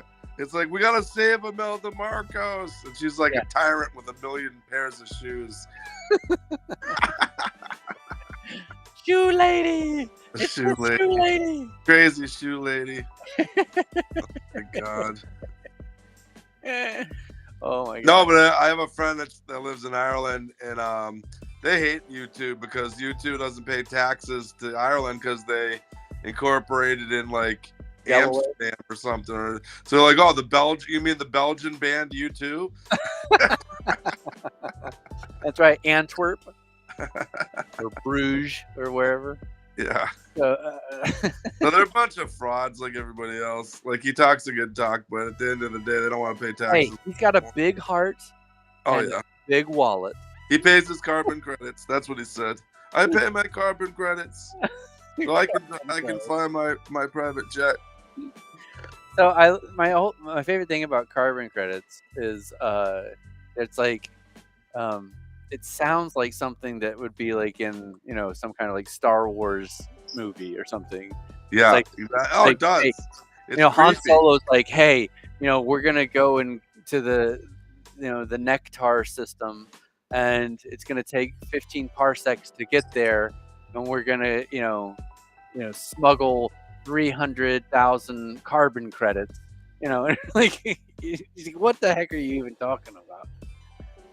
Jabba's on my tail because, like, I owe him some carbon credits. So I was watching this show called I'm not gonna remember the name. It's sort of like a combination, but it was kind of like Waterworld, but in space. And so you got the space. It's sort of like a Star Wars Waterworld thing, and you're like, it never. I still don't understand this, but you have this amazing technology where like a spaceship with like laser beams that can destroy the entire planet can just appear, but everybody on the planet is like a peasant that is still using like hose and rakes to like till the soil to get the wheat to feed the armies that are in these spaceships. Oh, With you're talking about Rebel Moon? Are you talking about Rebel like, Moon? you can like reconstruct the body with the technology they have, but they're still out there like with an axe chopping wood. Yeah, of course. Yeah, so I can build a robot, and yet I've still got to like forage for food. Yeah, they're like we can't grow that much crops. We can't feed your armies. And like then he chops them with like a laser pointer that he has in his like on his like armored whatever. It's like none of this stuff makes any sense. It's like they're lit. They have like a coal-fired like stove and like a lightsaber. Was that Battle Beyond the Stars? It's some relatively back in new. the 70s or 80s? No, this is a relatively new one. Oh, Rebel Moon is basically Battle Beyond the Stars. It's just it's like it was on Netflix about a month ago. Yeah, I think that's it. That might be. It's like it was like this epic space thing, but like the technology was unbelievable. But yet they're all like wearing like burlap sacks as clothes. Okay, so can we just talk about Rebel Moon for a second? I will take the bait. Okay, hold on. You ready? I couldn't like keep a straight. I was excited because I had heard like, hey, this is the rejected Star Wars script, and so this is, so if you really didn't like Last Jedi, this is what it could have been, right? Right. And then the show happens, and I'm watching. I'm like, okay, farmer girl, there's Luke on the planet, I get the idea, all that stuff. And then all of a sudden the baddies land, and they are legit wearing the costume set from Inglourious Bastards. And I'm like, okay, they're obviously the bad guys because they've got the Inglourious Bastards, costumer, right? And then, like, they go and like the mean guy, the mean, Glorious Bastards guy, goes and like talks to the villagers, and the villagers are straight up. I was waiting for them to break out in song and dance, Fiddler on the Roof. I mean, it was like so on the nose, Fiddler on the Roof. I was like, oh my gosh. So let me tell you, the Glorious Bastards people coming to threaten the Fiddler on the Roof people, like, where have I seen this? Yeah, it's I mean, what are we saying? You can't say it, but what are we saying? Yeah, there's some logical inconsistencies in some of these space shows. I absolutely love it. Oh my god. So I wanted to like that so much, but then by the time it got to like the big twist, I was like, literally all we did, it was basically Seven Samurai, right? So it's Kurosawa, right? Because it's basically, hey, we got to go and pick up a bunch of heroes to help fight the bad guys. Yeah. I'm like, where did we see this before? Oh yeah, this is like literally the Three Amigos, right? it's the same, it's the same thing, right? What the Three Amigos lifted, right? Where like the village, it's like, hey, what does this village do really well? We can sew, sew like the wind, like,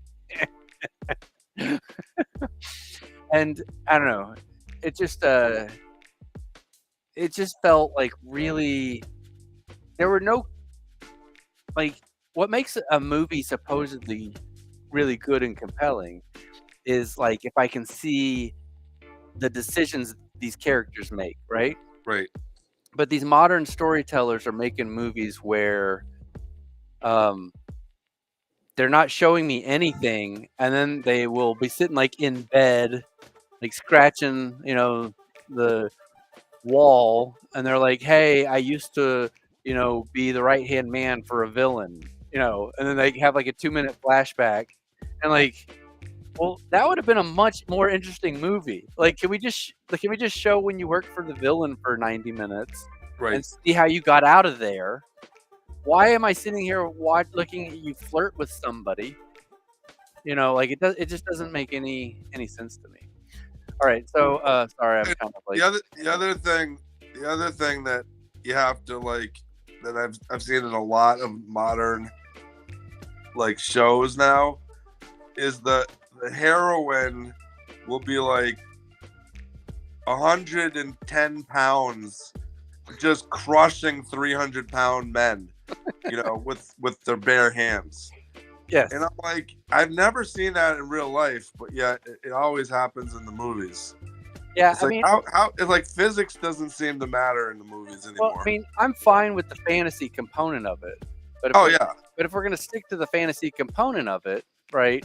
Then we don't need to be dragging like early 2000 like culture wars into like stuff. right, If like let's stick with the fantasy component. Like I right, don't want I want to escape this stuff, and I just feel like everything has gotten to where no one knows how to write a good story anymore. Like it's just really all uh, unentertaining. And really, what it is the same thing as the Dallas Cowboys, right? You have people who now work at companies that have won all these awards, and like they aren't the employees that actually won the award. They just work at the companies that won the award. You right. know what I mean? Yeah. So it's the same difference. All right, that's fourth down. Oh, but there's a flag. What happened? Oh, are they trying to dig the Eagles out of this hole? Is that what it's looking The like? refs are trying to get involved now. Yep. Hey, we've all got the over. Like we need some points on the board here. Come on. You know what would be crazy is if the NFL actually was rigged. Well, you've heard like some of the athletes talking about the NBA, right? So they say that they aren't rigged to like have people win. They're rigged to have people score or not score. Right. Just So to save points.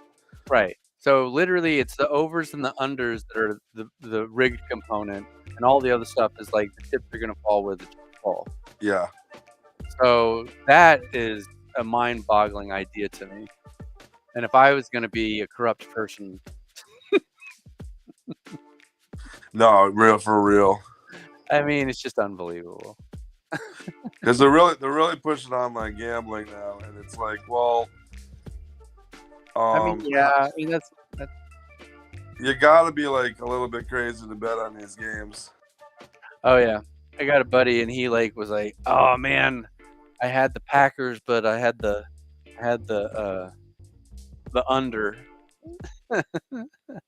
Not so and bad. he was just like devastated that the Cowboys like kept scoring because it should have been just he should have like double dipped and he didn't. Oh my gosh, this is actually compelling right here. I don't see. It seems like the people down in Tampa are having a good time, and they're enjoying their team. Yeah, of course they are. Because up here we're told that these fans don't know what they're watching, and these are horrible cities with horrible franchises, and they're all losers. That's the attitude up here. I think that's just Massachusetts in general, isn't it? No, I think that's what it is. The Northeast, we're just like pompous, conceited jerks.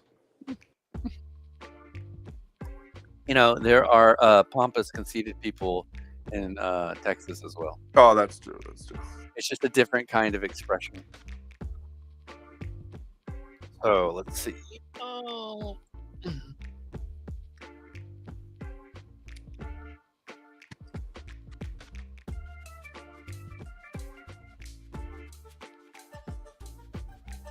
Oh, so they're punting.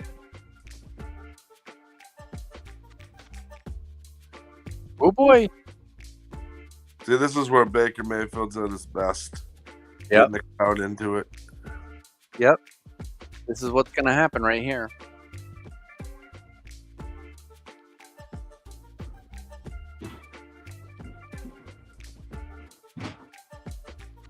I really dig this restream format. So I found it, and I've been like researching it. You know, I told you, you know, I was gonna be working on this, and Oh yeah.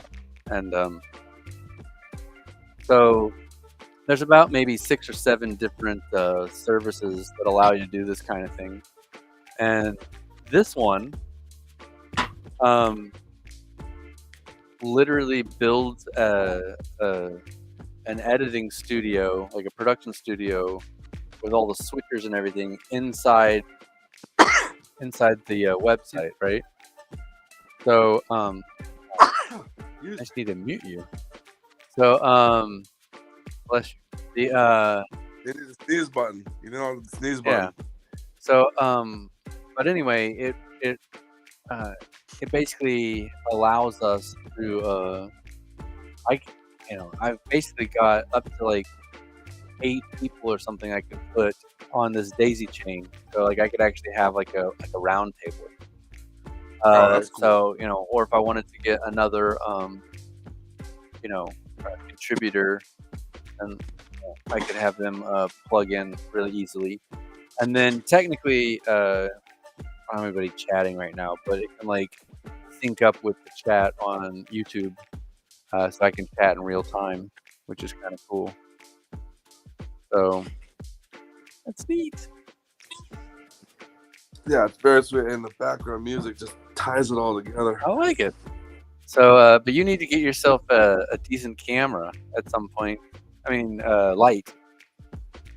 Oh no, I can put light on me. I'm just trying to stay incognito. Just trying to stay chill. I get it. All good. So, all right. What's the? Do we have point spreads on the games coming up yet? I don't know what the spread is on this game. Let's see.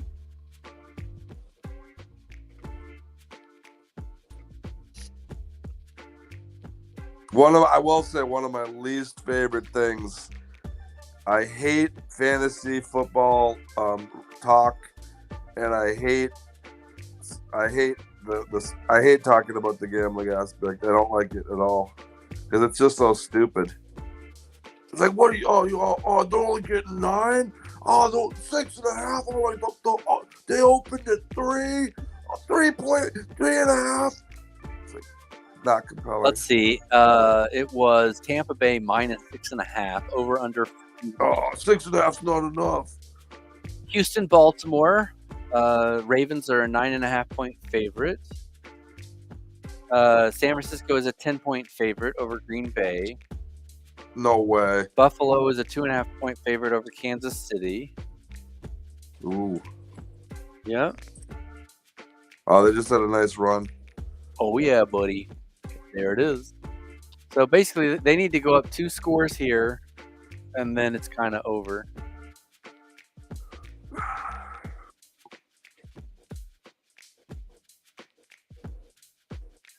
$9 points.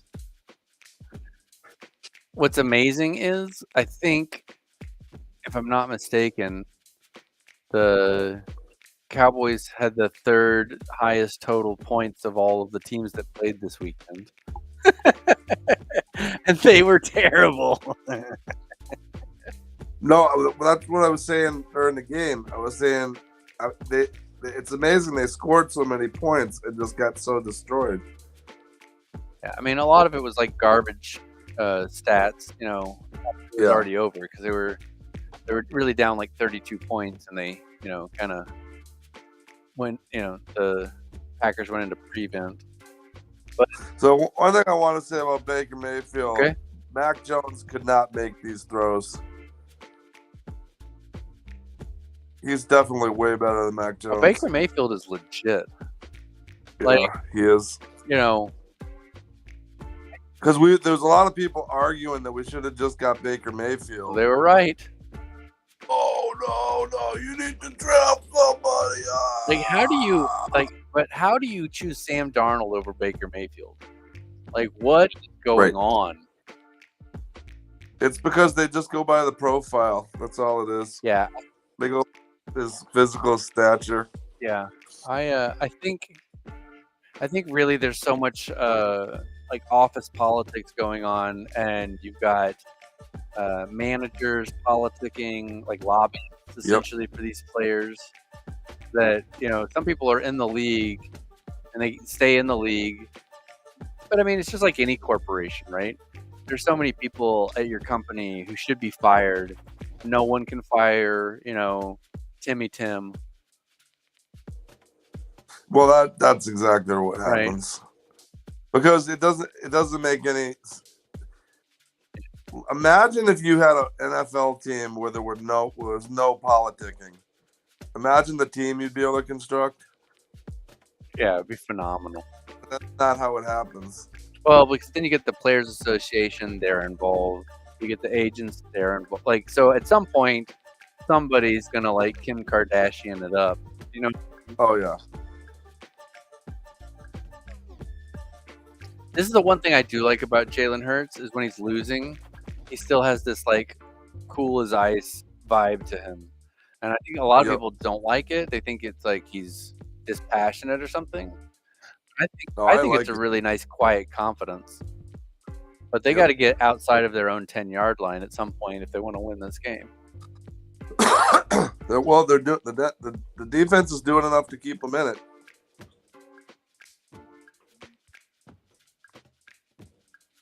So I guarantee you, the narrative is not going to be tomorrow about how terrible Jalen Hurts was, right? Even though the narrative today was how terrible Dak was. And if they literally only get 9 points against the lowly Buccaneers, I mean, that's worse than getting beat by the Packers and Love and LaFleur. You know what I mean? Well, one thing I'll tell you is we called it that they weren't going to make a decision today. Mm-hmm. So if they make a decision, it should be tomorrow. Yep. I have a feeling he's not going to fire McCarthy, though. Well, so financially, I think this is what you do. I think you basically ride out the last year of McCarthy's contract, and you basically say, "Hey, you're coaching for your renewal, right?" Right. And same with Dak. He's in the last year. You just say, "Hey, go ahead. We'll just ride you out one more year, right?" And then at that point, we can basically walk away and start fresh. Yep. I agree. I think there's a chance they're not going to fire him. I'm not going to be shocked if they don't. But just like the last 4 years, I will be horribly disappointed. Well, I just think, Jerry Jones is probably getting hammered right now. And he's probably, get nice and drunk. And then tomorrow I'll just be like, screw it. We'll just ride it out like we did with Jason Garrett. Right. And that's really, you might as well. But didn't they extend McCarthy? Wasn't it like a 3-year deal and then they extended him another to get to 5, basically? Wasn't that what it was? It wasn't like a 5-year deal to start, was it? I don't know. I don't know the terms of his contract.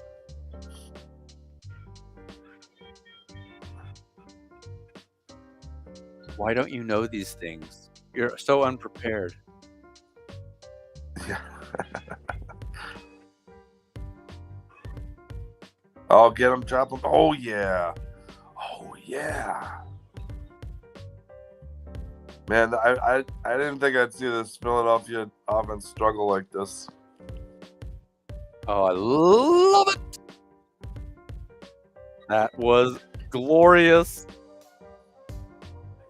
So here's the thing, as a Cowboys fan, there's like, you know, I really don't even think the Eagles are like our biggest rival. But in terms of Schadenfreude, definitely Eagles are like tops on the Schadenfreude list, right? Because their fans are so annoying. And so, Yes. so like when pain and suffering comes to the Philadelphia fan base, that's just like so fun. And the great thing is, I don't think you have to be a Cowboys fan to join in this Eagles Schadenfreude. Well, and the other thing that sucks for the Dallas Cowboys is the freaking NFC East blows. It's only them and the Eagles that are any good.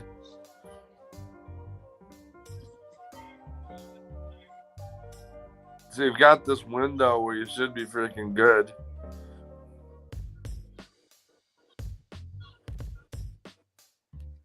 That's what. That's what's. Something just. Are they saying? Oh, that's a. Oh yeah. They got a safety. Yeah, it's a safety for sure. Yeah.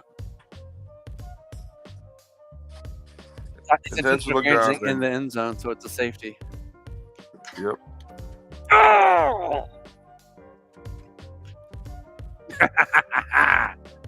Oh, so it's like nectar. It's like, you know, it's like going. I got to go to Bed Bath and Beyond tomorrow.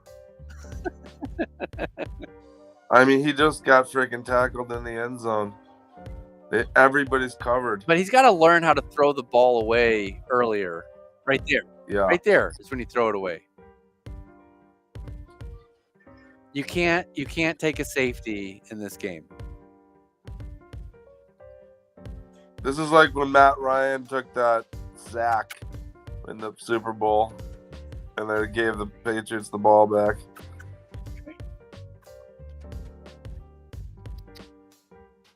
This is my rescue dog. This is so awesome. Come on. Hey, you want to say hey? You know what's crazy is how like these coaches get put up on pedestals because they have a good year and then they fall right back to reality. It's amazing. All right, they're down 9. This is looking like they're almost. Hey, do you need to go outside? Is that what you're coming to me to see? Hey, Maggie. Hey, Maggie. This is a sweet little dog. It's a Pyrenees we rescued. You rescued them? $25.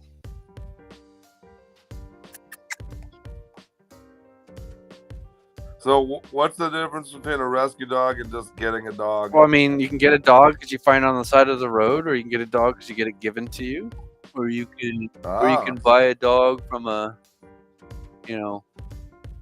Mm-hmm. Or you can get yourself a rescue dog. You can save a dog that got abandoned or is lost or suffering. I'm not really a pet person, but I love this dog. I think she wants to go outside is what's happening. Oh man. I may. They'll let you know. I might have to go and do that.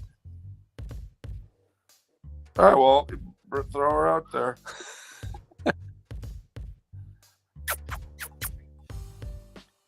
All right. Hang on for a minute. Let me take her out. All right, I'll keep the stream going. All right, cool.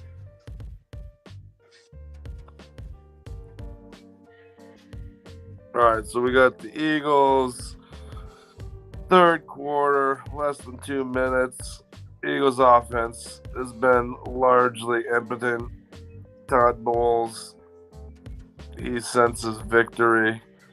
Can the Tampa Bay Buccaneers get a little bit more of a cushion here. Can they hold on to the ball? Oh, that's going to help. Oh, that's going to help. And, yep, here we go. Touchdown, Tampa Bay. My man Baker Mayfield,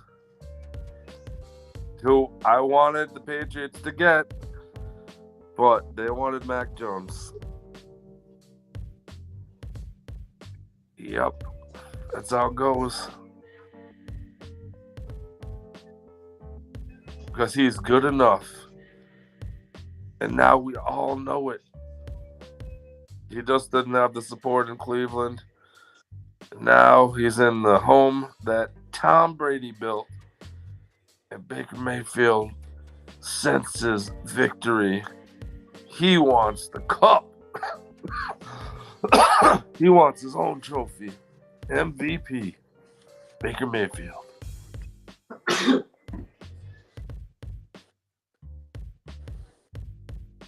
Amazing open field running. Nobody can stop him. And that's what happens when you get a safety. Todd Bowles very happy. Tampa Bay players enthusiastic. And now the Eagles are in a really big hole. And they're unlikely going to be able to climb out. 10-1 to start the season. And now it's all falling apart.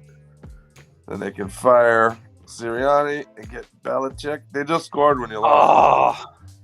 So I'm gonna have to. I left her outside for a few minutes because she was being stubborn. So I'm gonna go and get her back in. Well, don't worry. If she gets lost, somebody can rescue her. No, she's like, she's literally the Pyrenees, so she's fine with the cold, but like, you still feel bad leaving them out in the cold for longer than a few minutes. But she's stubborn. She kind of wants to stay out there. She loves it. Oh yeah. Oh, they love it. Yeah. So So they he had a nice little pass to the receiver. The receiver cut back across the field all the way to the end zone. And I was just saying that Patriots could have got Baker Mayfield, but we wanted Mac Jones. Right. That's what they wanted. Yep. All right. Be right back.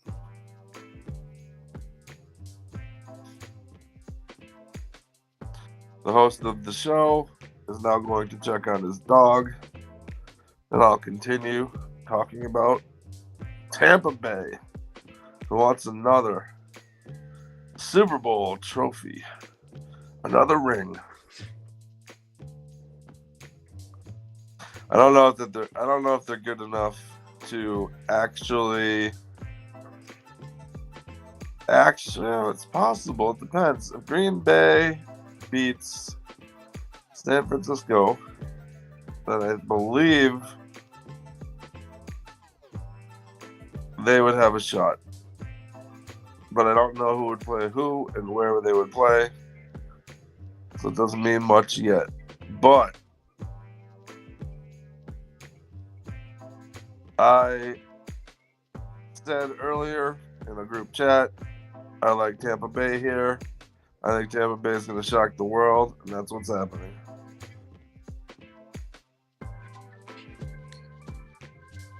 That was very nice. Good play call. Good end zone celebration. And now, with time running out, we will see what the Philadelphia Eagles can do. And I don't think they're going to have enough. So it is, let's see, three scores, 9-25. 2 score.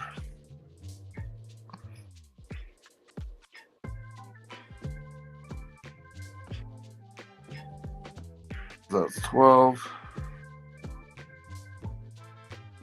So I could get. They're down by 16. 3 score.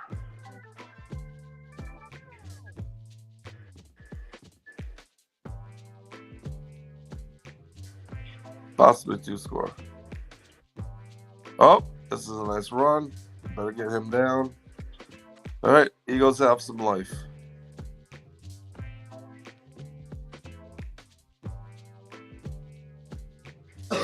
But they are going to. Can they at least get a field goal range before the end of the third quarter? Let's see. Nope. That's not going to help. Got no yards.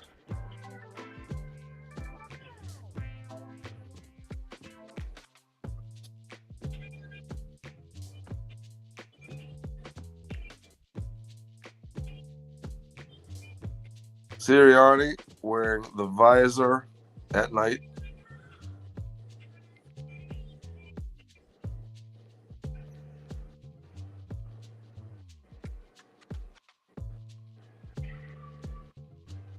Jalen Hurts does still seem like his throws are just a little bit off, like he's not getting everything on the ball. That finger has got to be bugging him.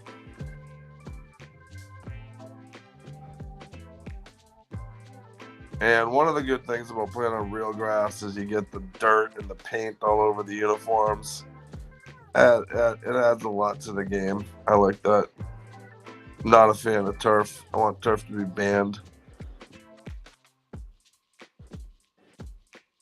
And we're going to commercial break. End of the third, possibly.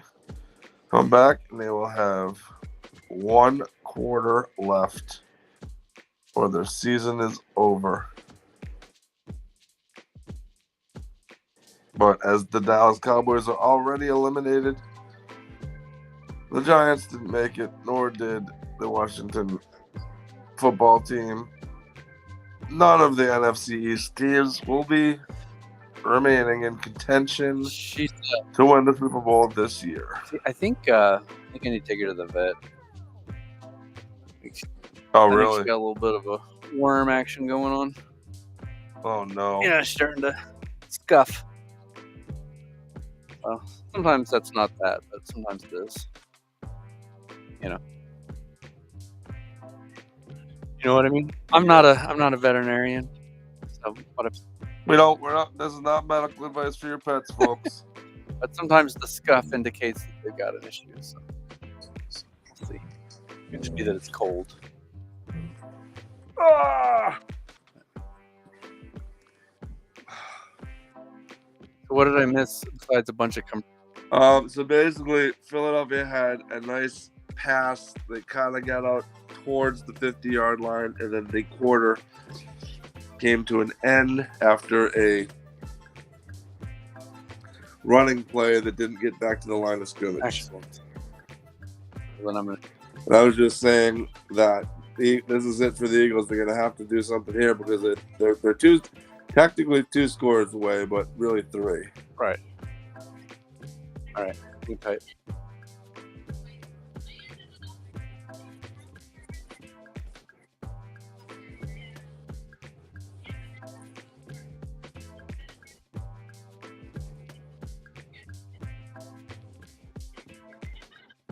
You know what I would love if we could actually just split screen the commercials, because I would like to see the action on the field the whole time and then have the commercial to the side.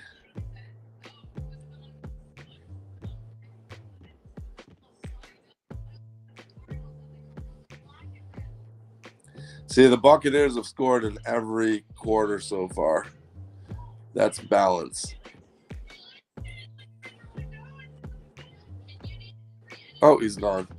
Not even listening to me. I'm talking to myself. Oh, bobble another snap. Hurts is definitely a little bit hurt. Floats one out there, out of bounds. Well covered. Second and long. Second and 10. This is Jason Kelsey's last game. Hopefully he retires. Sirianni with the visor. Oh my gosh, that is a terrible play call. What? By the way, what is the point of a sun visor at night? It keeps the glare of the stadium lights. I mean, I guess I could kind of. No, yeah, I can work with that. Okay, that's okay then. So they're just grasping at straws now. Oh yeah, they're Amazing catch, though. Amazing It's catch. over. So Maggie refused to come in. She just laid down on the grass outside. So I was like, all right, that's fine. So this is, by the way, this is the most mild hard freeze I've ever experienced. Yeah, we've been having exceptionally cold weather in terms of it's just not exceptionally cold, but it feels exceptionally cold. It's bizarre. Well, so for us, it's a little different. So okay, so dig this. We're in the middle of a hard freeze. It's like 15 degrees for like 48 hours. Okay. And so it gets really cold.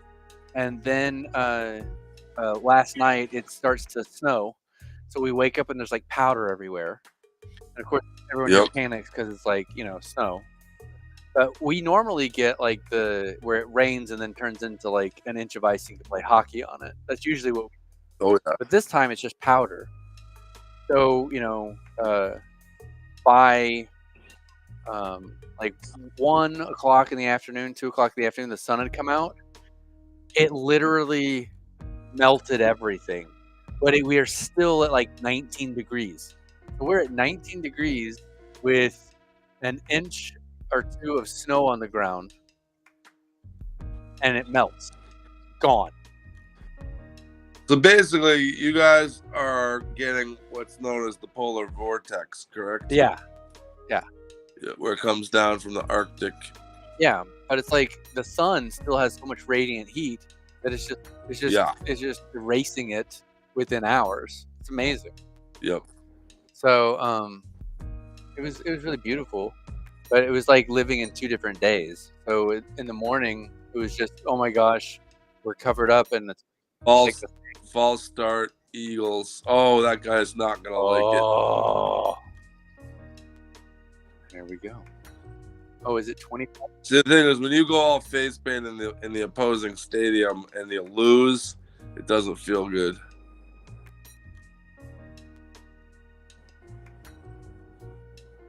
The defense sign never gets old.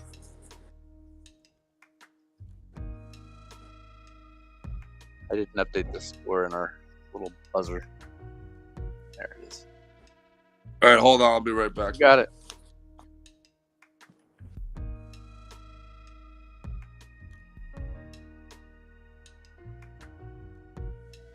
Hello. I'm going to do one of these little doodads, I think, with my design, and do a 30-second.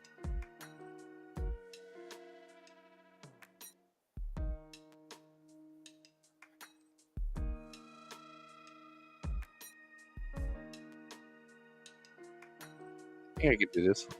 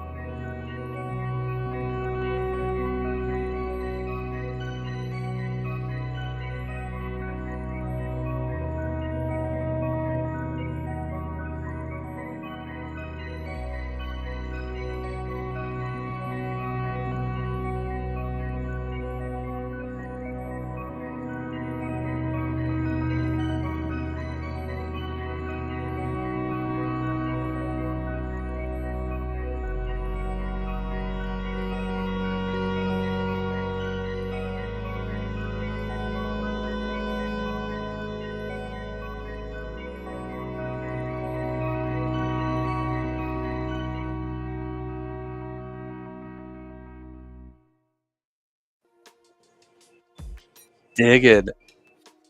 That's really fun. I really like how this software works. Really. Oops.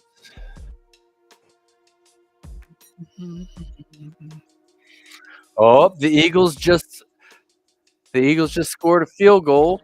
There you go. Eagles are back on. What do you mean they just scored a field goal? Field goal. Oh, it's a flag. Oh no. Oh, now I gotta change my graphic back. They weren't kicking a field goal, were Yeah. Yeah, they got all the way down there. they? Oh, Yo, buddy. no, it still says it's 9. Well, no, they made the field goal and then there was a flag. They kicked it, made it, and then there was a flag. It's 4th and 5. And now what happens? Oh, so now it says go for it. So he's going to take points off the board here. Oh, this is. No, they're not going for a field No, that's goal. what I'm saying. They're going to go for 4th down. Ugh. There it is. Under pressure, no. Here we go. Ooh. See, the thing is, this offense has become really one-dimensional, and they're just targeting Smith again and again and again. Well, what I don't understand is why they haven't done their little middle school Jalen Hurts run. Why? If you need 4th and 5, are you throwing it to the end zone? That's straight up Mike McCarthy play right there. That is terrible. That's terrible football. Terrible football. Now there's 12 minutes left and you're still down 16. You could have been down 13 with 12 minutes, and that's more manageable. This is just these coaches are all nutrition majors. It's terrible. Absolutely. They just can't. It's like they lose their minds. Oh my gosh. I can't even get my head around it. Now, here's the danger of getting Belichick, though. Belichick never goes for it on 4th down.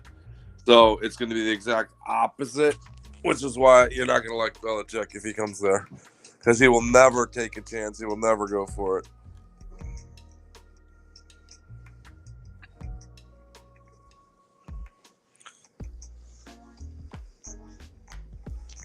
Oh my gosh.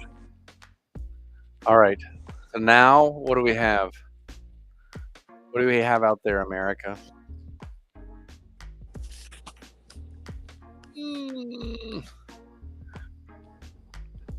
What I've learned from watching TV is there must be a lot of really sick people out there. Sick people? I'm just saying, like people who have like medical conditions, like people who are. But so take this though, and forgive me, but like $3 Jack Wraps, spicy and classic, amazing, right? But the previous ad to that was a medical like an insulin device or something, right? And I don't know. I just feel like the country's like missing the point. They've lost. Well, you can't have it. You can't have. It's mixed messages, right? Because you're getting like an ad for going to a gym, and then you're being told you need to take 15 different meds. Right. It's really weird.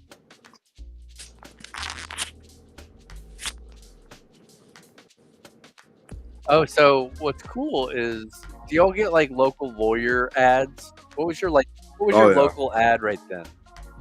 There's a little like 50.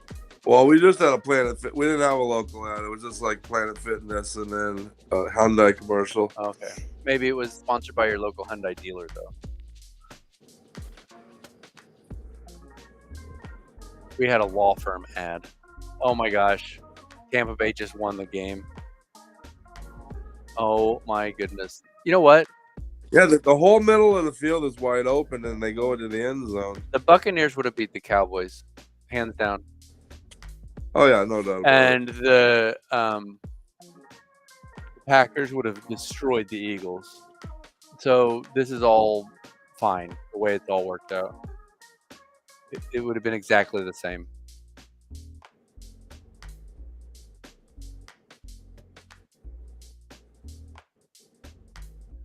They all get on Twitter. They know Sirianni's gone tomorrow. Absolutely.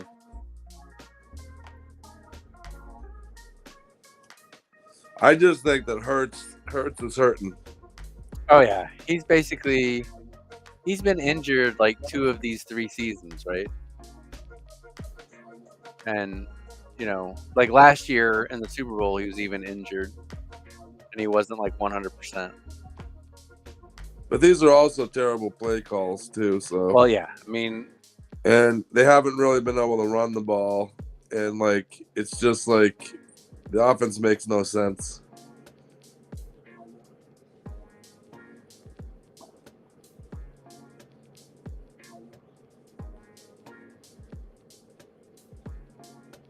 so they've only eaten up a minute and a half, but they've moved the ball 30 yards. How is Why don't they call the owner the owner? Why do they call him the chairman and CEO? because there's an ownership group. Oh, okay. So basically, he's the face of, or the operating owner, essentially. So they have more than Wow, one owner. what an amazing catch there! Was that Otten? Oh yeah, like me some Otten.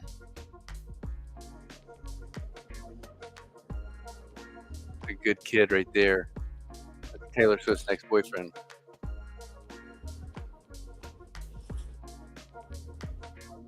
So right there, that one play is gonna eat 2 more minutes off of the clock. There's a flag.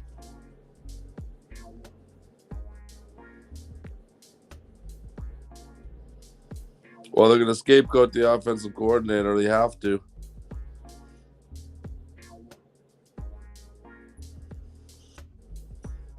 They really haven't targeted Mike Evans at all. Like, what is up? We got to get the ball to him once in a while, too. Brian Johnson is a terrible offensive coordinator, apparently.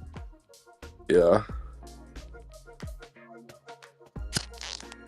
I don't see a hold. Oh, God. Barely a hold. I guess he pushed him.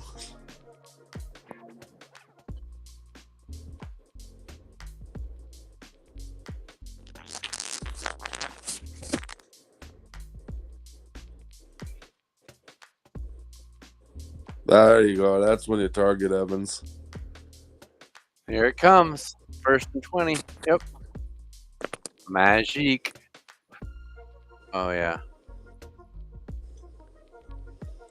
By the way, when Tom Brady went to Tampa, all the local radio guys around here, and it was like universal. Oh, Mike Evans sucks. Tampa Bay sucks. It's like the one thing that is really annoying about our local media, they don't really watch the NFL. They only watch the Patriots, and it's just really obvious because they don't know any of these other teams. Yeah, They just trash them, and they basically say, "Oh, these guys suck." Even though Mike Evans is one of the best receivers in the league for years before Brady got there. it's wonderful. Absolutely. So that was amazing, that one play, because what it did is it literally just ate up another 2 minutes. So now they're going to be able to take it from 8 minutes to 6, right? And then they're going to be able to take it 6 to 4, kick a field goal, and go up 28-9. And Yep. what are you going to do? Then you go into prevent and box defense, and it doesn't even matter. Like you give up a touchdown, and there's only going to be about 40 seconds left, and they're going to go onside kick, and they don't have enough time to get enough points. But this is smart coaching right here because they're just chewing up clock. Baker Mayfield has really won me over. Jonathan. Absolutely.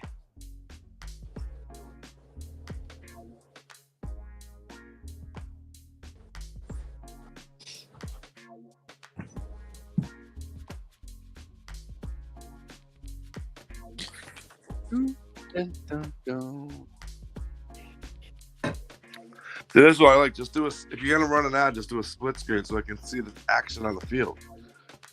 Well, it would be a lot more fun if the game was a little quicker, like soccer.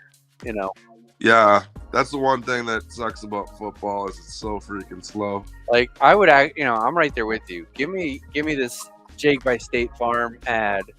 We should do all of them like this, right? Exactly. All of them should be like It would this. be amazing, right? And these TV timeouts where they take 3 to 5 minutes and just stop the game randomly, it's just brutal. Oh, it's terrible.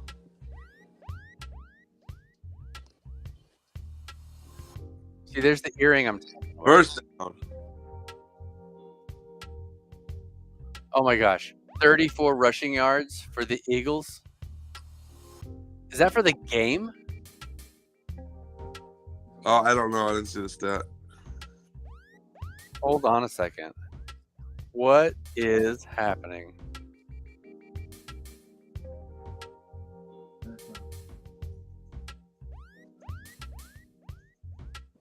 What's amazing is Sirianni took points off the board. He must have the under. 34 rushing yards is correct. Oh my god. Wow. Can I say something about Joe Buck? Yes. If you're gonna have a beard, and if you're gonna shave. But he doesn't do either. So it's like, dude, how can you be on national TV where you didn't shave? I'm gonna tell you. I'm Like, gonna tell you what it is. So it's the Miami device. It's like the little thing that gives you like basically 5 o'clock shadow. And 5 o'clock. It looks I ridiculous. know, but here's the thing. In person, 5 o'clock shadow is very flattering. It basically, it's like concealer for men, right? Oh, So like, when you get over 50, right, you gotta like conceal some of the imperfections, and so the Miami device, permanent 5 o'clock shadow, basically fills in the face nicely. That's what he's trying to do. Oh, then, yeah.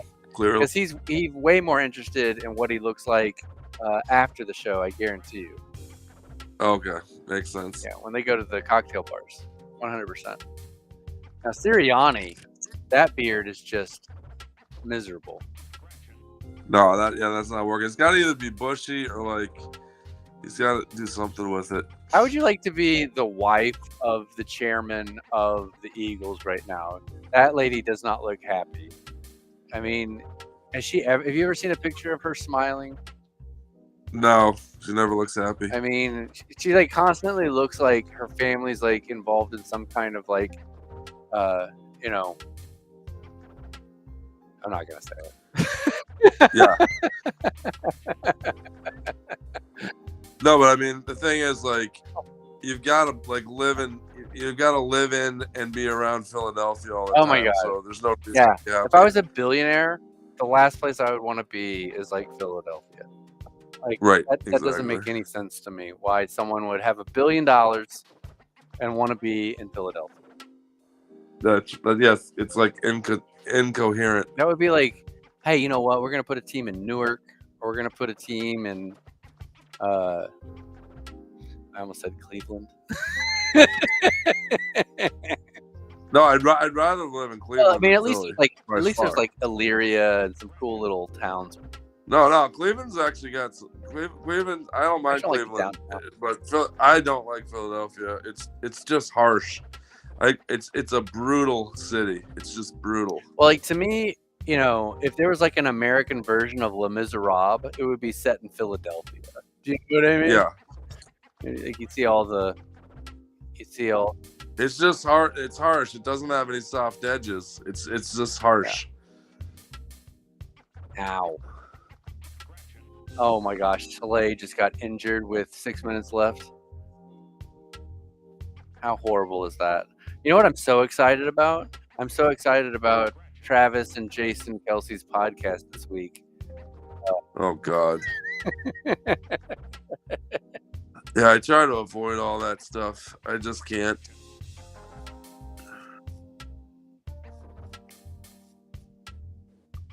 I can't really tell what happened to him.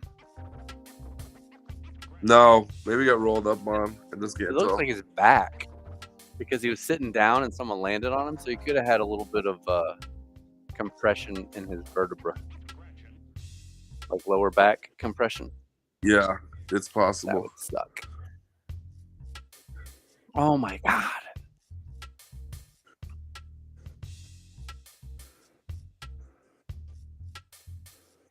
Only whole vacations. Always private. What?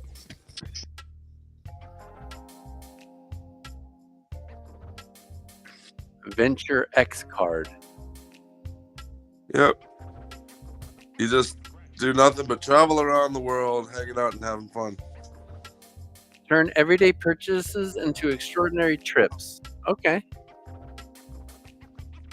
You know what the thing is about all these things that look fun is you have to deal with all the other people that are also doing those things, and that takes up fun out That's of one it. of my favorite things about Instagram. Where there's this trend where they'll show a picture of like the ad, and then they'll like actually show like a 30-second clip from like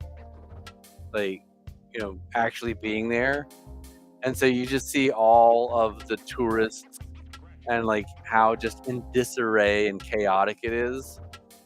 Oh, So they yeah. give you like the tranquil photo, and then you get there and it's just a long line of people from Iowa who are all queuing up, to go into the.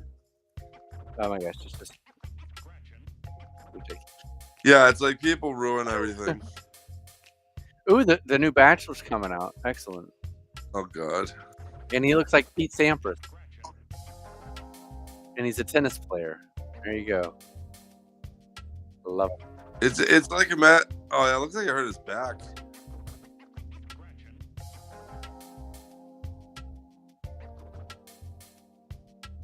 Oh yeah. Ow, yeah. Of course, he twisted it. He got compressed. That's like a bad angle, dude. It's almost like the equivalent of like an ACL for your back. That's what happened to Romo. It's terrible, man. I hate that for him. He hurt his back. Yeah. They got the card out there now. No, I don't think he was moving, but he looked like he pinched his back pretty bad. So as a precaution, they're probably just making sure that he doesn't move. Yeah, absolutely. Jay, if you're ever in a situation where somebody hurts their back, don't move them. Now, this isn't medical advice, but it is. No, it's not medical advice. But it is wisdom. Yes. Like if somebody gets a concussion, don't hit him on the head. Are you okay, buddy? Poof. You remember that? Being a kid, rubbing dirt in it, shaking it off? Yeah, just rub some dirt in it. Oh, boy. Here comes The Bachelor. Monday, January 22nd. Here we go. Huzzah. Oh, I God. can't wait. Leah's journey begins on The Bachelor. Okay. Here we go. So he's not. Oh, they didn't take him off on a stretcher. Okay, he's just on the cart. Yeah. Okay. It's a motorized stretcher. It's a Toro.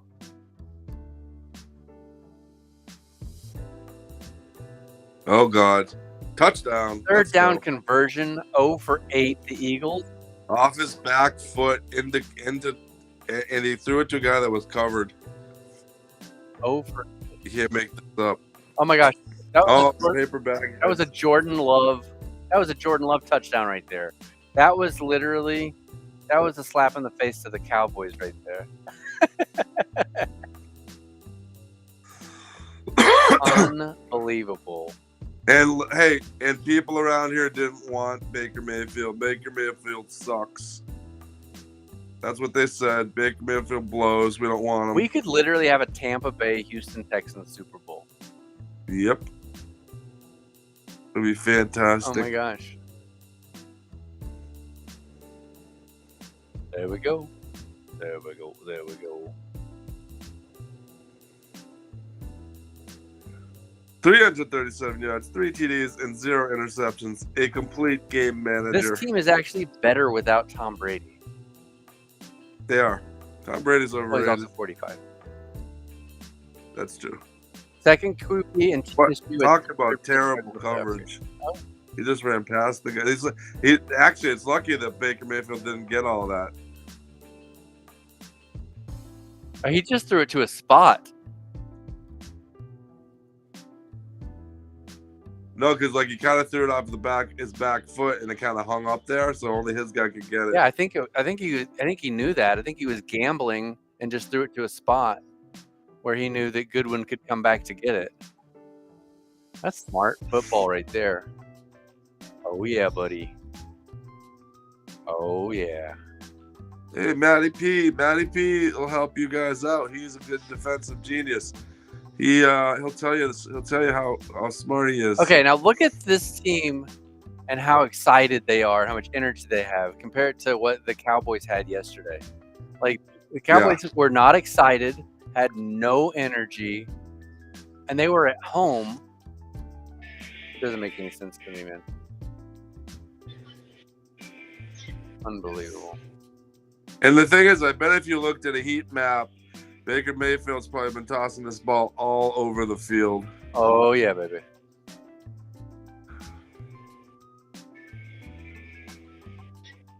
This offensive coordinator is far superior to Mike McCarthy.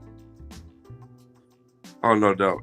But that's like saying a paper bag is a good offensive coordinator. Oh.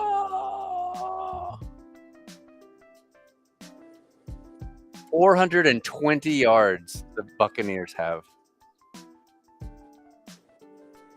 Mind-boggling. Wow. I need to update the score now.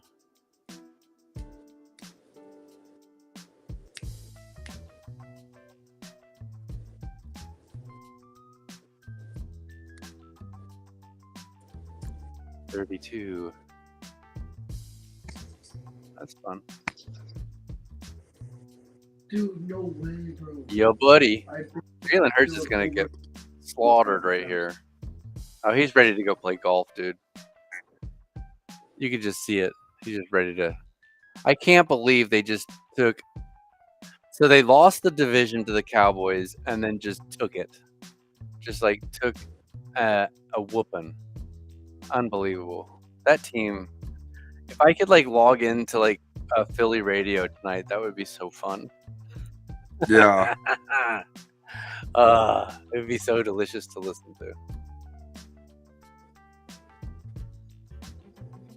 You know, I said earlier in the group chat that Tampa Bay would shock the world. That's right. I did. I'm very good at picking these things. Very good. This current. Except when I have to pick them, then I get them all wrong. This current generation is like gonna possibly upset your Lions. This is gonna be a really difficult weekend. No, I think it's gonna be difficult for the Lions. I think Tampa Bay can beat the Lions. Now Goddard's hurt. You can't be hitting them fucking low. Watch your language. We're on a public channel. Oh my gosh, unbelievable. Nice. Pass interference on the offense. Adding insult to injury. Literally.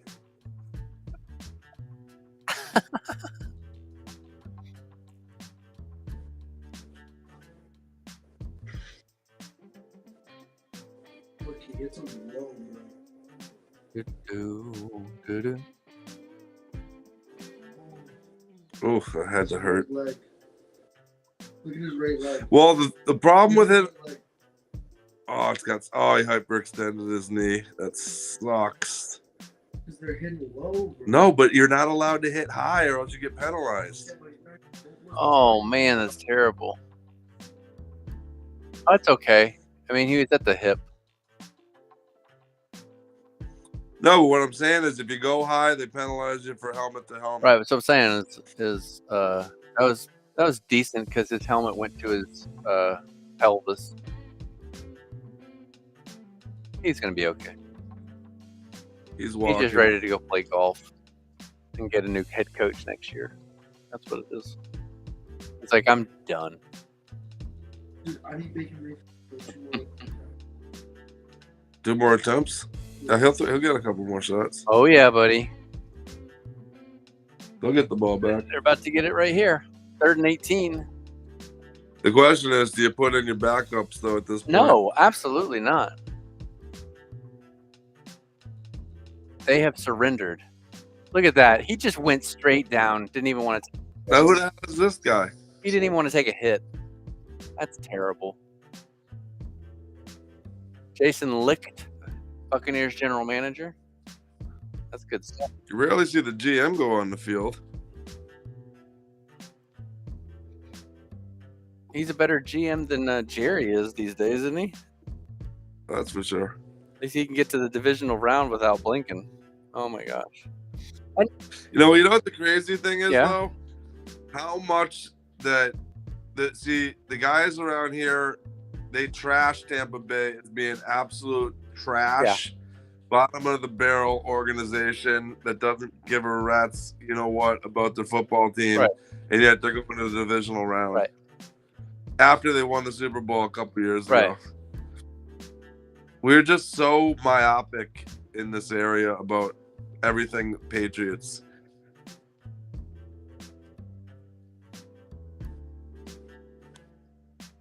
What I think is an interesting conversation that maybe we could have at some point is about the NFC South.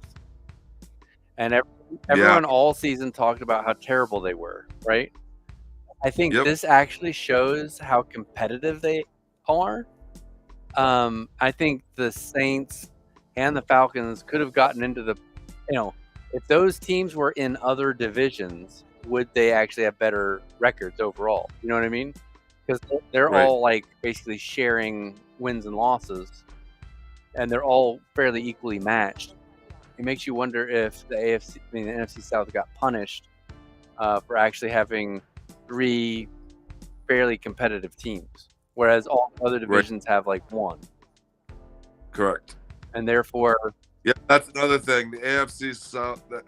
That's another thing the guys around here say all the time. The AFC South sucks so bad. It's such a waste of a division. But then explain how they got into they just beat the Eagles, for God's sake.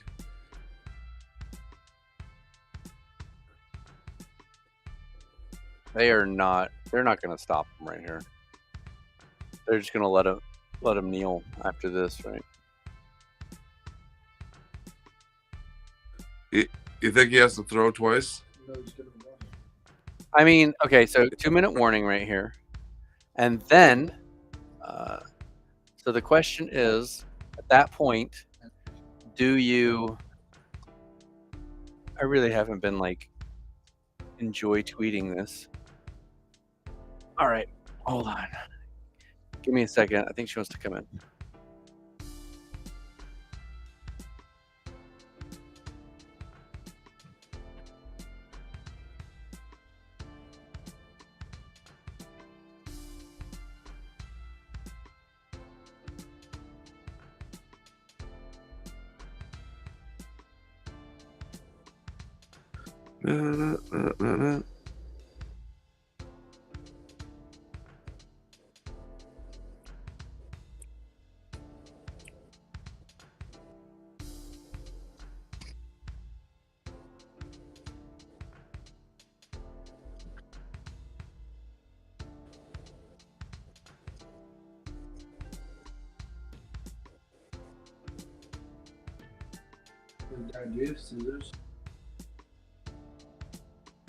Well, I was wrong. This is a very stubborn rescue dog. Yeah, rescue dogs are tough. That's the reason they're tough, man. You got to work hard with those. So I've done pretty good, but I think she's picked up some bad habits from my mom. Oh yeah. So all right. So it's the 2-minute warning. Do you think Philly graciously gives them the first down so they can run out the clock on them, or do you think Philly fights so they can? Oh no, Philadelphia is just toast. They don't want their offense to go back in the field. Philly's done. So anyway, this is the kind of thing that intrigues me. Like, what exactly happens, what actually kicks over. Oh yeah, little Taco Bell. You can get it delivered, by the way, with the Taco Bell app. All right. I would never get Taco Bell delivered in you can pay me to have that delivered to my It would house. be like, how do you know it wasn't made like 3 hours ago? No, that's right. That's what I I mean, mean. Just I would never trust It's like it. it's not even good when you pick it up and get it home. Like, No, you yeah, don't I eat mean, it. I would never. You have to eat it within the 5 minutes it comes out of. Like, I would be like so questioning whether it'd be safe to eat it. like I just Like, where has it been since I ordered it? How did it get here? Whose hands were in the bag? I just would not ever do that. I've been to one Taco Bell in my life, and I never went back. Now I do love the Taco Bell like sauces. Like for me, Taco Bell is just like a substrate for the sauces. So if they charged me for the sauces and then just gave me like complimentary substrate of taco. No, well, I like the idea of Taco Bell. I don't like the reality of it. Well, nobody does, especially 6 hours later. Right. Oh, they did stop them. How about that?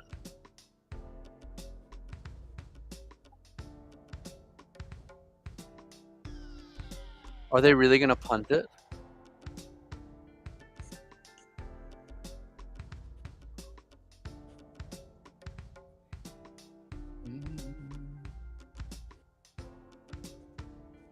Oh, was that 4th down? I thought that was 3rd down.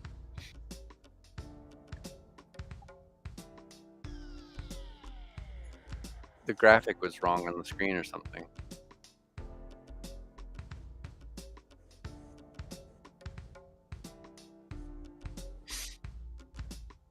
How humiliating is this? Is Jalen Hurts not even out there?